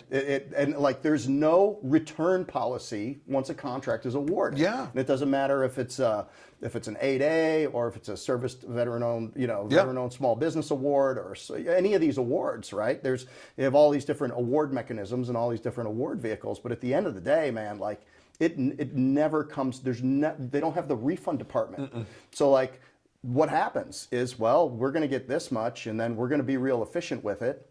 And, we're just going to turn in the schedule of values to show how the values of the contract were done. But there's no real, the open market check and balance does not exist. It doesn't. And that's really a problem. It is. It's a similar issue in the DOD. And the DOD and a lot of the agencies actually is if you don't spend it, you don't get it. That's right. Right. So there's a projected budget. They're going to allocate you so many dollars, and if you don't spend all the dollars, then you're not going to get that budget the next year. Well, and then what happens? Then you find that $14 million needs to go to this thing, and we got it. This money has to go somewhere. And then they go, oh, look at all the money we spent last year. We're going to definitely need a 10% bump in our budget for the next fiscal year. That's right. So rather than it being $10 million, well, now we need $12 billion. And look, I mean, think about the size of I mean, we have to balance our budget here at the company, but think about the size of a $1.9 trillion budget or whatever the budget is. So like, the thing is, humans couldn't possibly even do it. No. There's nobody that could look over it No. and say, this, that, or the other thing. So you have all these pockets of inefficiency, Yeah. Personal agendas, not accusing anybody of anything, but like maybe some of the money finds its way back, through these different I'll accuse them 100%. organizations. You don't have to do it, but I will. I'm okay with it. Yeah, but I mean, like, so now it's going to this NGO Yeah. who's then funneling the money back, so Yeah. it's like, we're going to give it to them for this cause because it meets this requirement that Congress said, and then it goes here. And ultimately it filters, we can't turn it back in, so this money now goes to somebody and it finds its way into the pockets of people that didn't do a thing. Yeah, exactly. And that's the standard and has been the standard for far too long. Yeah, so like that's just like not only is the process and the people involved in the process and the organizations that exist only for the purpose of getting that money, and then it goes to somewhere that's not helping any American citizen whatsoever. That's exactly right. The desired outcome of, hey, this is the critical piece. The taxpayer system in general, our federal income taxes is based on the voluntary system. Now, they say that there's laws to enforce it, but at the end of the day, it's still a voluntary system. I mean, you volunteer to pay your taxes. It is what it is. I would say that, the next American Revolution is not people standing in the corner or lining up in the streets with guns. I think the next American Revolution is en masse people not paying taxes. Yeah. You want to talk about protest. The only way to truly protest our government anymore is not by the right of violence. It's only by the right of the dollar. And if we can en masse as a populace go, imagine if 80 million people in the United States of 333 million people decided all at once, you know what, we're not paying taxes this year. Well, there's only about 90 million people at work. So take 50% of that even, you take 50% of that, even if it's 25 million people, en masse, well, we're not paying taxes this year. You've misallocated, you've misappropriated, you've spent our dollars on things that we don't support or agree with, you've taken our dollars and lined your own pockets with them. No. How about just no? We're just not going to pay. That's the next American Revolution.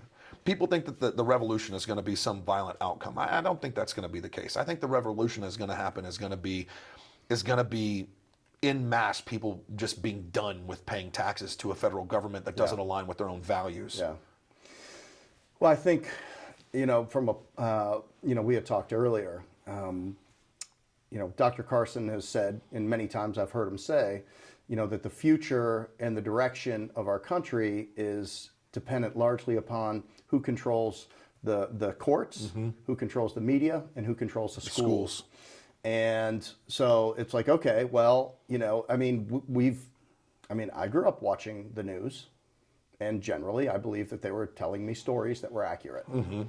And, and I don't know if, you have the internet, so now you have this massively fragmented place where people are getting their information. Millions of sources, every TikTok account, every Instagram account, cable news streaming, blah blah blah. So okay, has that risen? So in the wake of that chaos, there is ways for people or organizations to influence groups of people and have become very effective at it. One way, whichever side of the echo chamber you want to be on, right? I mean, I get fed everything that I look at. Oh yeah, times 1,000. Yeah, 100%. Yeah, so it's like I can't even get outside of it anymore. But that's because you're the product now. Right. So the question is like, okay, where is the single point of truth? And is there a single point of truth? And will we ever be able to get to, and it's almost like there's no liability for lying anymore. No, there isn't any liability for lying. There's no liability for misrepresenting things, which is propaganda. Obama passed a bill when he was in office that gave permission to American media companies to produce propaganda. But that's an actual thing. It gave permission for American media companies to one, not have to disclose sources, not have to do fact checking, not have to do any background. They can produce propaganda now without recourse. Yeah, with zero recourse. Yeah. The only recourse now is whether or not the American people are going to believe them. Right. And unfortunately, the algorithms that we have in social media, you are the product in social media. Yeah, I almost don't believe anything anymore, but I don't think that's good. No. It's okay to. I think it's important to question the things that you hear. And I think it's important to use your ability of critical thinking, which is not taught in school. Right? Critical thinking is not taught in school. You're taught what to think, not the process of how to think, right? And there's a dramatic difference between the two. I think critical thinking is well, you have to have it. If you're an entrepreneur or business owner, you have to be a critical thinker. All right, so let me ask you this. I grew up saying the Pledge of Allegiance. Yep. I grew up reading the history books. I am anchored into my initial inauguration into information. Mm-hmm. Is it true? Which part? The history books that I studied when I was in second grade. Sure. Is it? Sure it is. How do we know? Well, to the victor goes the spoils. Right. The winner writes the winner writes the history. history. So the fact is that the answer is yes, it is true. The question is what's missing. Okay. It's not that it's untrue. It's what's missing. Yeah. I think if we look at the history of the world, we're reading the history of the world through the victor. We're not reading the history of the world 9 times out of 10 through those that lost. Right. Right. When we talk about the history of Carthage and the Carthaginian Empire, we think about how Carthage grew and it became expansive, and then Rome conquered Carthage, and then Persia conquered Carthage, and then the Ottoman Empire conquered Carthage, right? Like, so we know the history of all of those, but we also know the history of Carthage and the Carthaginian Empire through some of its writings, but a majority through the victors. So what's missing? I mean, so is it untrue? Like, did Rome not conquer Carthage? Yes, it did, definitively. Obviously, that's a true thing. Okay, well, what's the piece that we don't know? Right. So I don't know if it's to question that it's not true. I think it's to question what don't we know that we don't know. Yeah, because if there's things that they did that they weren't interested in reliving, then it just never made it into the books. Let me give you an example. So when I worked at the DIA for a little while, the Defense Intelligence Agency, and one of the very first things that you do once you get your clearances and everything done, you go to your office and you get read on to specific programs. Yes. Now, with a TSSCI, Top Secret Sensitive Compartmentalized Information, so TSSCI clearance capability, the whole sensitive compartmentalized information. Compartmentalized is a critical piece there, which means that if you don't need to know because it doesn't have a direct impact on what you're doing, you're not read into the program, right? Right. So there's a multitude of programs in the United States that if you're involved in it or it overlaps what you're doing, then you can be read into it. And I remember sitting, and the first programs I got read into were on VHS tapes, right? Okay. And when we got done with the first day, so these are programs I got read into from like the 70s and late 70s, early 80s, and mid 80s. And when we got done, the briefer came in and said, "All right, what are your thoughts? Do you have any questions?" And I was like, I didn't know that was information that I could know. Like I didn't know that was possible to know that I didn't know, right? Yeah. And he was like, "I know." And over the next couple of days, like imagine what else you're going to learn that you didn't know or could even be known. And I went, oh shit, this is going to be crazy. Yeah. And then over the next 2 days, I got read into even more programs. So, it comes back to what's missing. Like, what is the information that I didn't know? Yeah. And how does that or change or affect the trajectory of my life anyway? This concept of speaking my truth is all horseshit. Nobody gets to own the truth. Right. Right? To the victor goes the spoils. So I guess we could say maybe that, the Persian Empire owns the truth that they wrote, but like you don't get to say you speak your truth. No, you can talk to your experience. Yes. You can have a conversation about your emotions. You can have a conversation about your feelings. You could even have an opinion. You got 100%. Yeah. That's based upon your experience. Yeah, absolutely. I can't tell you how many times I felt so strongly about something, and then I got a new piece of information. Yeah. And it's just like, if that's true, I now have to change. I'm wrong. My opinion. Yeah. I'm wrong. Yeah. Yeah. But then we come back to, so then what's the definition of truth? I think truth has to be based on objective fact, not subjective response. Yeah.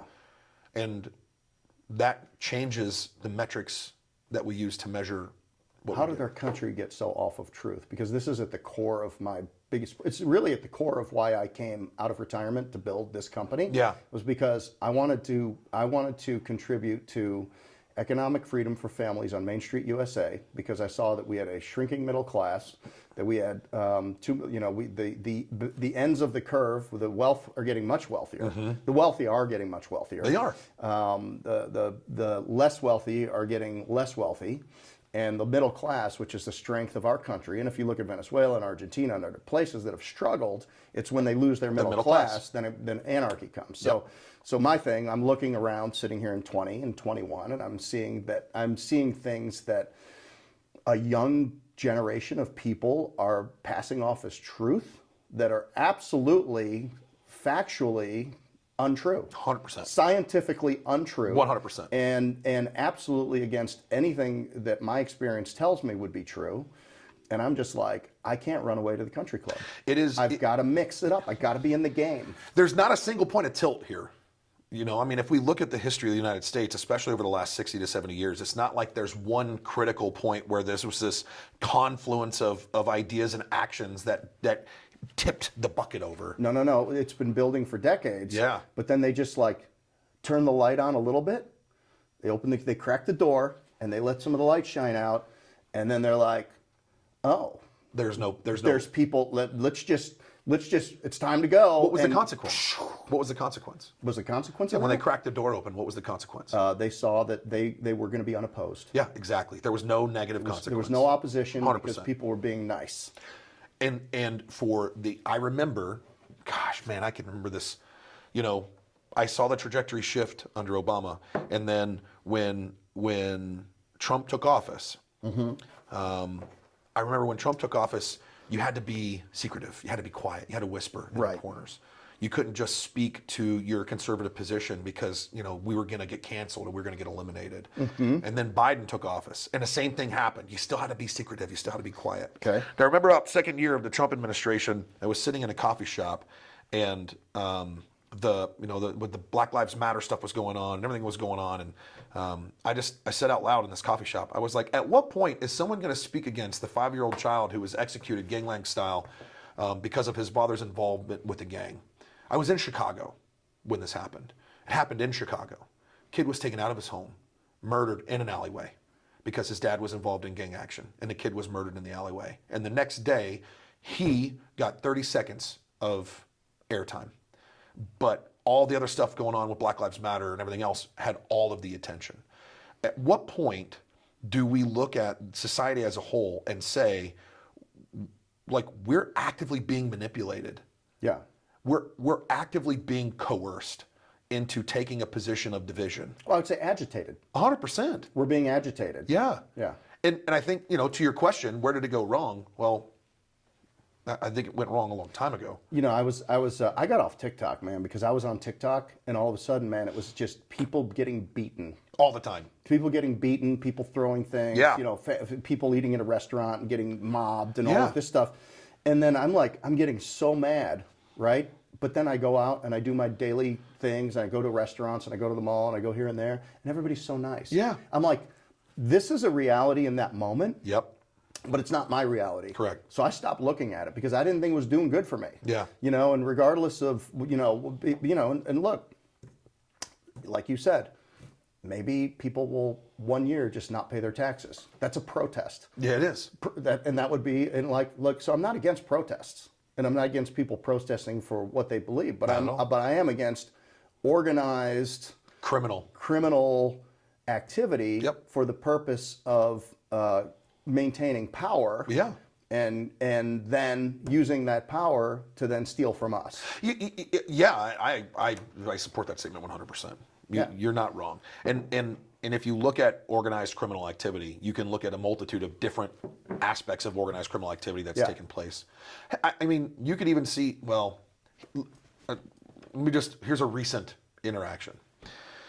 During the last administration, during the election, a disaster happened in Western North Carolina, and you had a huge outpouring of grassroots efforts that built upon themselves. And not only that, they gained huge national attention and recognition. I think we did 170 or 180 interviews. We were some of the very first ones, I was, unfortunately, some of the very first ones to do a live interview on national television. I've been on Fox News multiple times because of this, right? There was a driven rumor that was pushed. And I have a pretty good idea of its generation and things like that, that I was actively directing militia personnel on the ground to the tune of like 1,000 militiamen on the ground.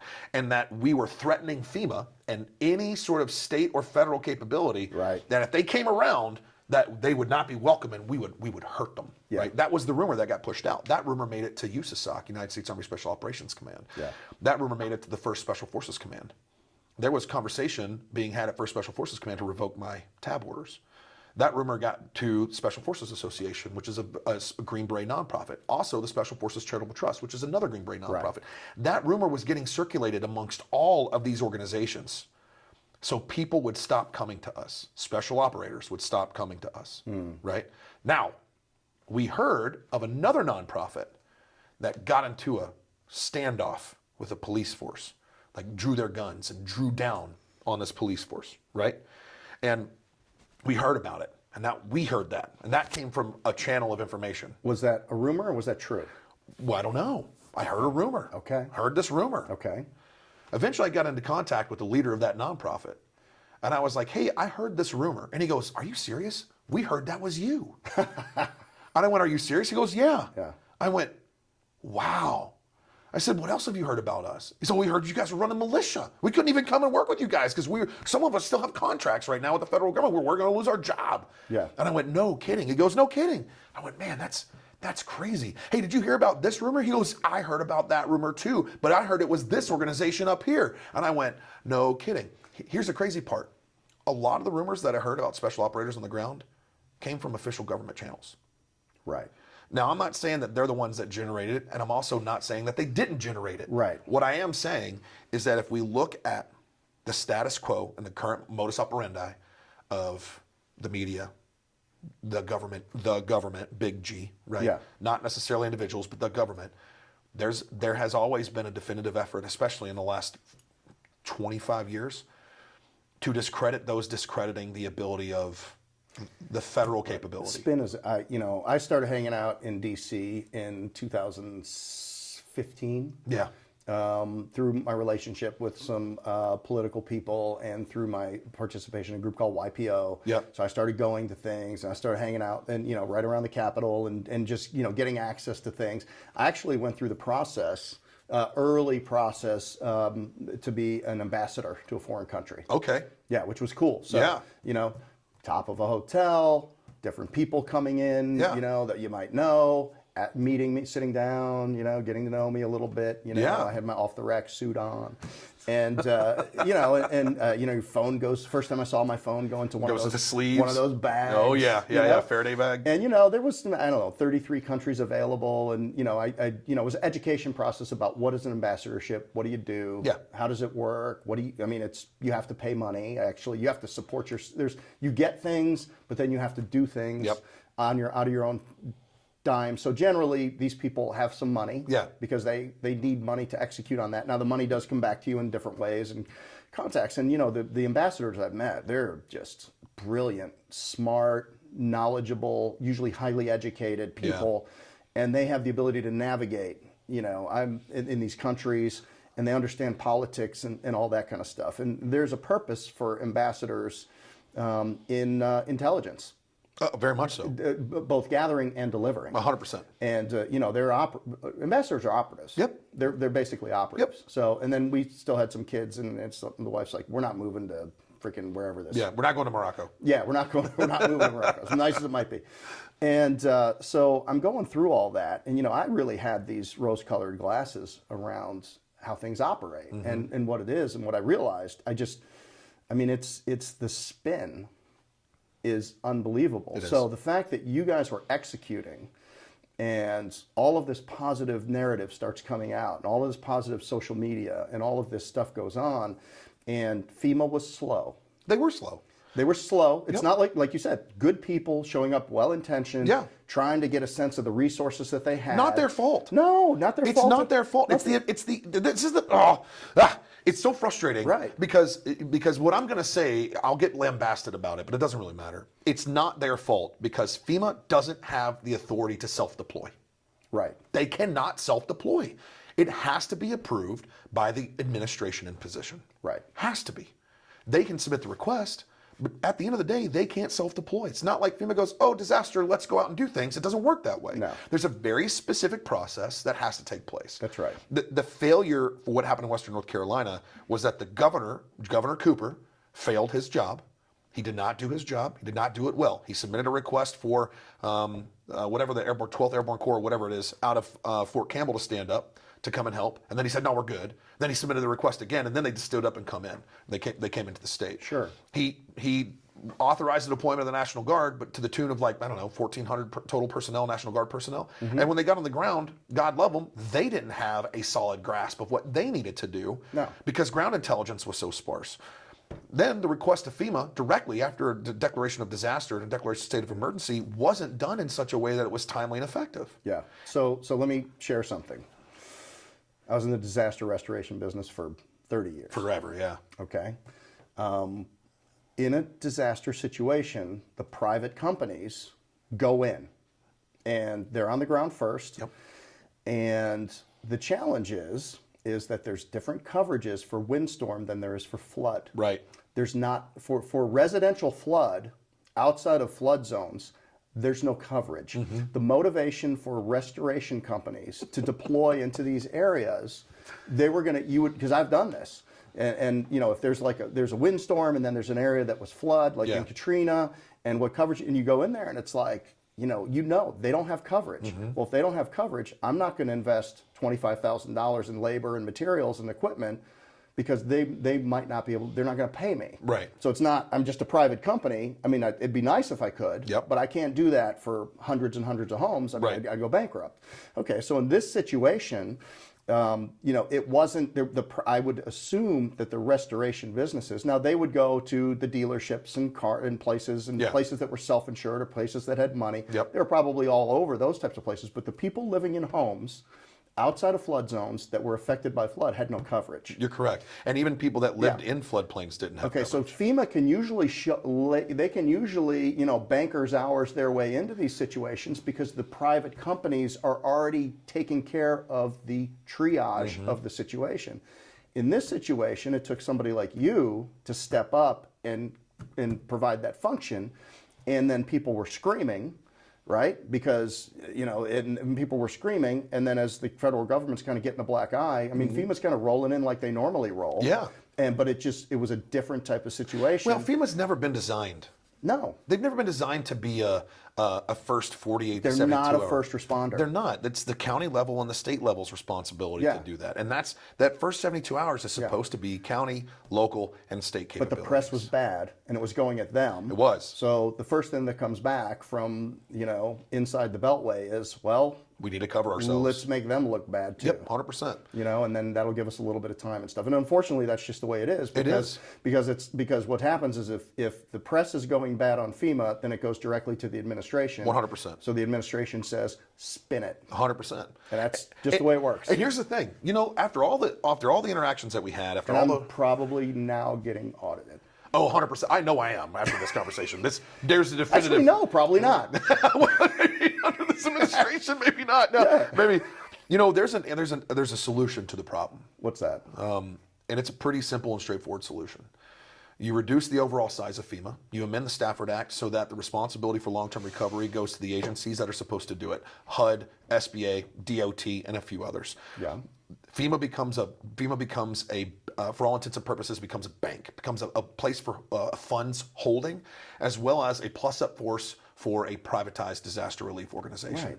And you take a privatized disaster rescue and relief organization, you put them on a fair, it's an FFP contract, a fair fixed price contract with a cost plus model on the back end for deployments. Sure. They stand in readiness. They have ability to sustain capability. They're always on retainer. And in the process of not deploying to disasters, they build resilience capability. They become ground operations and intelligence. They interact with the state level and the county level. And that's the way our DOD works around That's the exactly world. how our DOD works around the world. with contractors. And if you put a contract on the ground within the first 24 hours, you can establish the hub and spoke deployment capability. That's right. They have the ability to do logistics because they're already knowledgeable. They have search and rescue capability. They can do debris and damage assessments while they're interacting with the EOCs on the ground. Then at the 92-hour window or the 72-hour window, whatever that window might be, 96-hour window, then FEMA USAR guys can show up and plus up the efforts of the guys that are on the ground. That's right. And then they can deploy an army of adjusters and inspectors and caseworkers, which is what their focus should be anyway. Yeah. And if they do that, now you've niched down FEMA from being this, you know, indefinite recovery agency to a 90-day agency that shows up, plus up an effort that local contractors are already doing or regional contractors are already doing. Then they bring in the dollars, and they're bringing in that $42,000 grant, that $750 real-time relief aid for in and around purchases, right? They also can become advocates to those damaged by people that are victims with insurance companies that want to back out of the deal. So now you have a 90-day window for a federal agency that doesn't have to do long-term recovery, that still has the ability to assist with these other guys. But then you put the impetus responsibility on the agencies that have it. Why is FEMA doing housing and urban development when we have housing and urban development as a federal agency that's already got long-term disaster recovery in it? Why is FEMA saying, hey, we're going to help rebuild roads when you have the federal Department of Transportation that already interacts with the state level Department of Transportation? Why are we removing this responsibility from agencies that know how to do it? It's ridiculous. It's ineffective. It's inefficient. It's redundant. And it's horribly redundant, which means that now we have multiple pots of money that's getting allocated to these agencies that's bloating the bureaucracy further. When we could streamline everything, we could cut the federal budget for FEMA in half, from $33 billion probably down to $20 billion, or even a little bit less than that. And then we take some of that overage that we have and we contract private capable teams. But here's the thing, rather than waiting for the administration to say, you're approved to deploy, you have a privatized disaster rescue and relief company, their contract and scope of work gives them the authority to deploy. They don't have to wait for a thumbs up. They can go in pre-stage. They've already got interactions with the state. As soon as a storm happens, they're providing rescue. They're supporting local authorities in that 72-hour window. Well, look, we had GSA schedules. Yeah. It's a GSA schedule. So like we had agreed upon emergency restoration prices. We had air duct cleaning prices. We had mold remediation prices. We had other prices, and we had schedules with the government so that if somebody had a need, and the pricing was already agreed it's to. It's a fixed. So it's like, oh, they would just literally one page. I mean, it had like the 5 different lines on it, and he's going to reference this GSA schedule, you know, keep your hours, keep your time, keep your units. And so like there's no time. You just go. You go handle business. You just go handle business, and then you just make sure you count everything. Well, that's the piece. If you do a fixed fair price model that puts an organization on retainer that and then has pre-staged GSA scheduling on a pre-positioned contract on a deployment cost plus model, it's a win-win. For those not understand, it's GSA, General Services Administration, which is the biggest. Is it either the biggest property owner or the biggest property maintenance company? Property maintenance company in the country, because the government owns the overwhelming majority of buildings and assets. So the GSA schedule is for that. There will still be abuse. Unequivocally, somebody's people always will trying be to work like, the system. I got my 300 air movers in the trailer. They're on site, so I'm going to bill you for them. But they never moved out. They never moved out of the trailer. You know what? That's a rounding error because they're there. It's going to happen. They got there. So, it's going to happen. So it's, you know, maybe that's just part of the logistics. Because if I didn't have them there, I'd have them on another job somewhere else. Well, it's you know what, we see the same thing happening with like debris removal. The debris removal industry is something that I've learned a lot about. And you've got these debris removal monitoring companies. They hold no risk. Have you ever heard about this before? No, I haven't. Debris removal monitoring companies. No. So the debris monitoring company monitors the efforts of the contractors on the ground. Okay, that are doing the debris removal. Their sole purpose, and the only thing they contract on, and I'm not kidding you, is debris evaluation. How much debris is there and what's the estimate around it? That's a product they provide. And then if you're a contractor and you show up and you load your truck with debris, I watch you load your truck with debris that we have approved, fits the schedule that's already been put out, the criteria that's been put out by FEMA, right? So we watch you load that debris. Then after you load that debris, we scan that you loaded that debris, and we create a billing ticket for you. And then you take it to a holding area that you as debris tech, or I'm sorry, not debris tech, or Tetra Tech. There's a multitude of different monitoring companies that are out there, but you as the monitoring company don't manage. The primes and the tier ones manage the laydown yard. So all you do is then provide an estimate of how full that trailer is. And then you punch that into the card, and then you give that, and that's how your contractor's getting paid. Your contractor's getting paid by a random estimate made by an unskilled, unqualified estimator on how much debris is in the trailer, at the back of that trailer. And the only risk these debris monitoring companies carry, this is it, I'm not exaggerating, this is only the risk, is payroll for the individual they've hired to do the job. Payroll. They don't have any equipment. They don't have any heavy equipment on the site. They don't have any invested dollars into large machinery. They are billing at usually between 30 and 50% of the total amount being billed to the state. But we know how it happens. Okay, so here's what happens.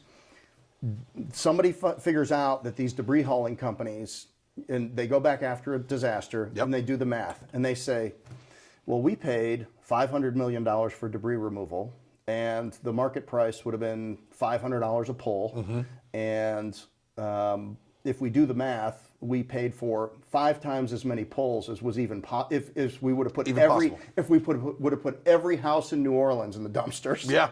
You know, Yeah. like that's the way the math works. Yep. And they're just like, it's by every measure. Yep. The volume of what happened, we paid $400 extra million.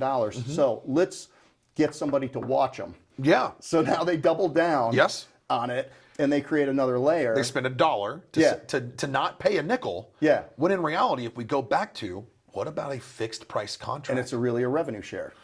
Yeah. And it's a simple fix. there's going to be abuse because people are going to take advantage and they're going to justify it and Yeah. that kind of stuff. But at the end of the day, it's there's I don't know. There's so much beef in there, man. Oh, to trim. So much fat. To trim. A lot of fat to trim. A lot of fat to trim. Yeah. Adam, before we get out of here, can you talk look, Savage Freedom, Savage Op, training, preparation. Who do you train? Why do you train them? How do you do it? And I noticed on the website you've got survival, you've got tracking, you've got home defense, you've got vehicle defense. Yeah. You've got all of these things. Now, your life has changed over the last 5 months because of the service that you've done. And I know that you're speaking at a lot of really high impact events, and I think you're really in demand, and I think your message is resonating with lots of people. And your leadership, I also had some things about leadership. Your leadership style is so on point. What are you doing now, and how has your life changed, and where is the savage beast? Yeah. And what do you see for it going forward? That's a good question. So Savage Consulting was born in 2019. And then I was immediately, was it 2019? I can't remember exactly, it's 2019, somewhere in that window, but I was immediately whisked away from the creation of that company because I was brought on to be a mentor / coach for another coaching company. If you've ever heard of Wake Up Warrior, a guy named Garrett J. White, he owns this business out in California. He has this thing called Warrior Week. It's a men's focused business event. Okay. But you put guys through basic training like experience, and you force them to look at themselves, and the model, it works. Yeah. There's some long-term success. There's some guys that don't hold to it, but it is what it is. So kind of a watered down series of training that somebody might go through to be a Green Beret or a SEAL but you got to start from the ground up. Yep. And it's got to be things that civilians can do. Yep. But weapons training. No weapons training in that one. Okay. So that's all like you do log PT in the ocean, and there's some. It's just a lot of creating discomfort, but it's a physical discomfort to help guys put their egos down and actually have a conversation. Okay. Successful entrepreneurs. These guys are independent, successful entrepreneurs. Okay. No real peer to look at them and go, hey, dude, you're a liar. Like you're full of crap right now. We need to have a real conversation. So that happened. Then I went back to Savage Consulting, and then Savage Freedom's Defense was born. And Savage Freedom's Defense really is a focus on teaching. It comes down to self-preservation. I hate the term self-defense. I think it's overused. Okay. I think there's a better consideration. Self-preservation, self-defense would indicate reactivity, being reactive. Self-preservation requires a proactive response to the world. So when you're driving, you have to have good situational awareness. How do you make yourself a hard target versus an easy target? What sort of preparation do you do before you travel overseas? What information are you trying to gather? What websites are you looking at to get the right information before you go? What's a risk assessment on your home? Have you ever done a risk assessment on your home? What sort of security system do you have? Yeah. You're a high net worth individual and you have a family that you want to keep safe and protected. Because you're high net worth, you are a target. What does that look like? What sort of training are you giving your family? Yeah. What's your evacuation plan on the house? And if somebody breaks into your home while you're there, we know without a question that there's already lethal intent, right? The castle laws all over the United States indicate that. So how are you going to protect your family?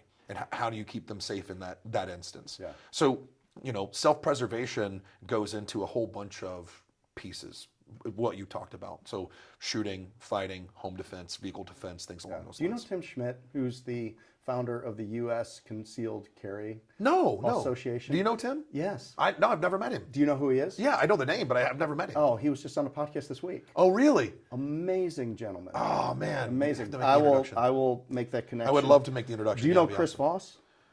I think I've met Chris. Do you? Yeah. Okay. He'd also be another good invite. But I'm gonna introduce you to Tim for sure.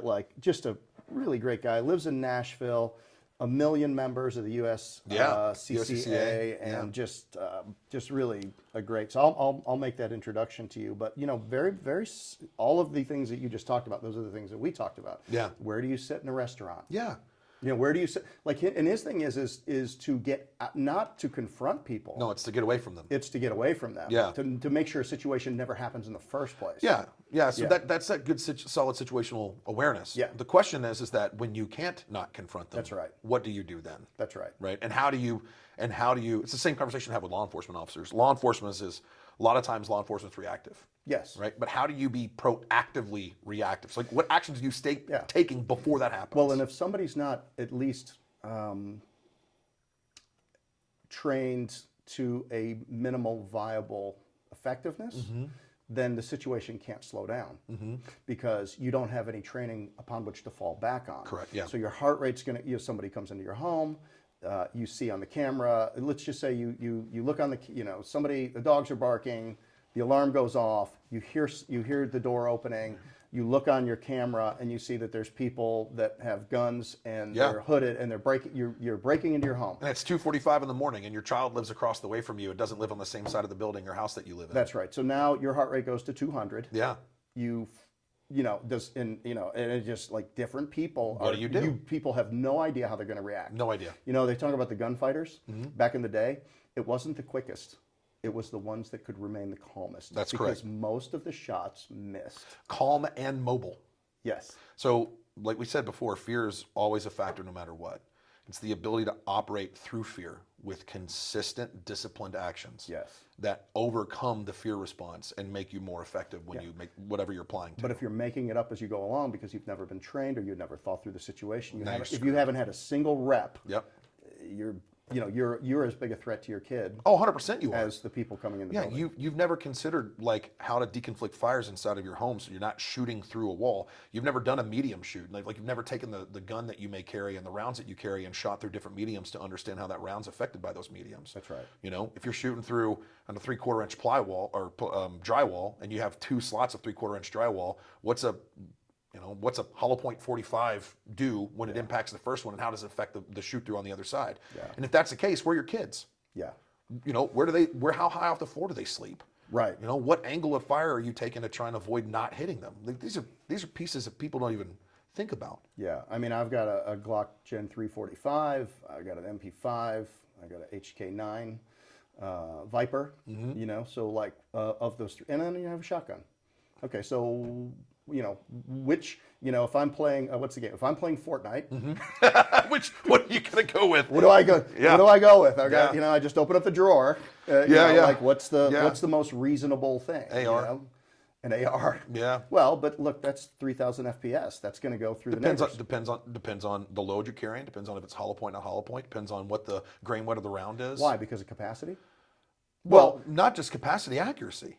Okay. You got to think about if you are in full freakout mode at 2 o'clock in the morning, and you've never had somebody break into your home, and there's a potential lethal capability or lethal threat, and you have, let's say you're not running a full metal jacket. Let's say you're running a half jacketed soft tip 223 round or a hollow point, which isn't going to have a lot of blow through, right? And you're running a lighter grain or a slightly heavier grain weight, which is going to reduce overall muzzle velocity. Yeah. If you run that round, the accuracy that you have on a 14.5-inch barrel comparatively to a 3-inch pistol barrel is going to be dramatically different. Well, that's fair. I've got a couple of Rocky Rivers. Those are American made, and we've got the double eye open sights, the red dots. Yeah, red dots. Yeah, and I mean, like, you don't even have to look that close to. I mean, like, that's like, to me, like, wherever that dot goes, like, that's where the round goes. I'll send you a picture. I'll send you a picture of my rifle and its build. There's some stuff that you can add to it to make it even more like ergonomically sound. Just that much more easily to apply. But whatever it is you're going to pick up, you better have trained with it. Yeah, 100%. Or trained with something like it. Yes. Yeah. And have enough experience in the training to, like, you should challenge yourself. You should stress inoculate. There should be, you should go for a run, get your heart rate way up, and then get on the pistol and immediately take a shot to make certain that you can control your rounds. There's pieces of training that you can do that you can't do a two-way range. Look, I was a decent free throw shooter, so I think that's pretty good. That's pretty good on the line under pressure. That's fair. Yeah. That's fair. But I did, and like it's interesting. I don't think I've ever said this out loud, but I've thought it a lot of times. So, athletically, for whatever reason, I ended up being on some really, really good high school teams. Okay. And we won some games in the last minute, last seconds, like in the playoffs to continue to go on. And the ball was always ended up in my hands. Oh, really? And I just don't know why, but things were just slow, like fortune, the way the play was called, the way things happened or whatever, but I just kept making a play. And you know, and like could have easily, not easy plays, the balls that could have been dropped, easily dropped, that would have killed, you know, we would have gone on or whatever it was. And for whatever reason, like the world slows down for me. And I've always just had that, you know, that little, like, you put me in a situation and the thing slows down. So, but, you know, I could probably brush up on some of the in-home training. But Well, dude, if you want to do some training, let me know. okay. I mean, you're not that far. No. You know, 2 hours away. Yeah. And I've got some nice ranges out towards the Asheville area that you can come out and train and shoot with me. And That would be dude, great. I'd love to do it. It'd be a blast. We'll do it. Yeah. All right. Do you have time for a curveball and a fastball? Oh, yeah. We have time, man. Now we're on your time. Yeah. Well, that's fine. That's fine. Okay, so I've got a curveball and well, first of all, Well, can I add to that real quick? Yeah. So that's Savage Freedom's Defense. yes. The other piece is Savage Consulting, Okay. and that is operational overhauls. That's public speaking engagements. Okay, so you go into give me an example of a business that would be an ideal customer for. Literally any company that's trying to break a plateau. Okay. Nobody's special. Everybody thinks that their freaking business is special. No, but there is no such thing as a special company. I don't care who you are. It doesn't matter if you're working in the concrete industry or you're a call center in Florida or if you do the directional drilling in California. Okay. It doesn't matter what your job is. If you've already created a modicum of success, then you're a subject matter expert in that space. Sure. You don't need me for that. However, how do you break the plateau? You're at 5, you want to hit 10. How do you break the plateau? What's your leadership look like? Who do you have? What seats do you have to fill, and what seats do you not have filled, and who do you have them filled with? Right. What's communication capability look like? Have you looked at expanding the operation through other verticals or doing vertical integration with other potential companies you could buy? Yes. What do those pieces look like? Operational effectiveness and efficiency. What does that look like? So those are pieces that, you know, the niche company is not, there's not one specific company. It doesn't matter what company, you're not special. Okay. You're a business. Businesses have the same requirements no matter what. What's an engagement look like in terms of time and scope? Usually the first engagement is going to be a week on site to do an evaluation. Okay. And so I spend 5 full days with the business. I talk to as many people as I can, understanding what's not getting fed to the leaders, the Right. CEO and the CO. They may not understand ground reality. So to get both perspectives, identify where the gaps are, and then brief the gaps. And then it's usually 2 days a month moving forward over the next 6 months. And that is to apply whatever the lessons learned are and whatever effective changes we can put in place. Okay, and then you've got basic tools that are probably fundamentally from your military experience that say when we have this communications problem, logistics problem, Yep. execution problem, this is what we would do. Yeah, this is how we fix the problem. Okay. And this is how we bridge the gap. And then we start evaluating numbers. And Got it. what does that look like? Yeah. Yeah. Awesome. But the thing I love the most is speaking. Okay. Speaking engagements are the best. What do you have canned talks? Do you have a keynote? How do you prepare? I don't do any of that. I don't have canned speech. Like there's a lot of speakers that go out and they have a canned speech. I don't do any of that. Do you ever just got in front of a huge room and just be like, you know, nothing's coming to me? No, I haven't had that. I actually like to show up early. So if I'm going to do a keynote, I'm not a show up an hour before, speak, and then leave. Yeah. I get there for the entire event. Right. I listen to as many speakers as possible. I have a conversation with as many attendees as possible. What I've come to find is that normally there's a common trend amongst the group. There's a common trend amongst the group that I'll hear, and I'll pick up 2 or 3 of the most common trends. And then when I go up after listening to all the speakers, there's also gaps left, and the speakers will talk on a thing, but there's a gap that's missing, Right. and that doesn't necessarily address the common trend. Right. So then when I go up, that's what I speak to. I speak to the common trends that I've heard amongst the attendees and the gaps that are left behind by the other speakers, and then that becomes the keynote. Where would you direct people to get in touch with you? You can reach me at therealadamsmith.com. Okay. And send me a message. You can also reach me at savagefreedoms.com, savageops.org, or savagefreedomsoperations.org, which is Savage Freedoms Relief Operations. It's a 501c3. Okay. Born from Hurricane Helene. You can reach me at Instagram. Okay. Savage Freedoms. All right. Not hard to get a hold of. No, not at all. All right. Well, we will put all of that in the show notes. Okay. And people will be able to reach out to you there from this. Got it. All right. I got a curveball and a fastball. All right, let's go. Okay. Here's the curveball. Do I really want to say this to a vet? This is going to be a good one No, already. it's not. It's not. It's not. It's not. It's just a thing. Like, okay, so under incredible pressure, I usually say gun to your head. That's not a thing to say. You can go with that. That's Well, fine. okay, so Yeah. gun to your head. Some, like you have 30 days to start a business. Okay, that you are currently not in. Okay. Where is the opportunity that you see if you said, okay, I have to start a business in 30 days? Yeah. And what have you observed? If you just said, I've got to do this, where's the opportunity in the market that you see right now? Oh my gosh! In 30 days, gun That's to a my tough head, question. I have to make a decision right now. And you don't have to stop what you're doing or anything I like can keep that. doing but everything, what's but a- I have yeah, to but start like a what's a business. bit like what's a great business that you're like, wow, that should be a business, or this is a business that I see that I should jump on. It's in the tech space. Okay. I think that there's a critical gap in communications infrastructure for emergency management services across the United States, Okay.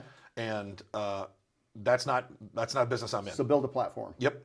It would the piece would be a radio communication system of pre-existing technology that could be easily deployed in any aspect at any time for any reason, that has multiple redundancies. That way, emergency management services and critical infrastructure doesn't disappear at any point. So it doesn't matter what it would be. It doesn't matter if it's disaster, or it doesn't matter if it's a first responder taking care of a call out for police, or ambulance services. Power goes out. This is a deployment capability that's pre-existing technology. So you don't have to create anything new. You just create a deployable package that you then own. Yep. Find a who. Yeah. Find a who to do it. Yeah. And that'd be great. All right, here's the fastball. This one's going to come right down the middle at you. If you had one sentence to make an impact in somebody's life based upon your journey, what would that be? The only wrong decision is the one that you never made. So sitting on the couch, accepting being okay is not okay. Perfectly said. We'll end with that. Adam, it's been a pleasure, man. Thank you for your service. Thank you for who you are. Thank you for what you've done. And thank you, most importantly, for what you're yet to do. Thanks for having me. Yeah, it's been great. It's been Jeff Dudan. We have been On The HomeFront with Adam Smith. Thanks for listening.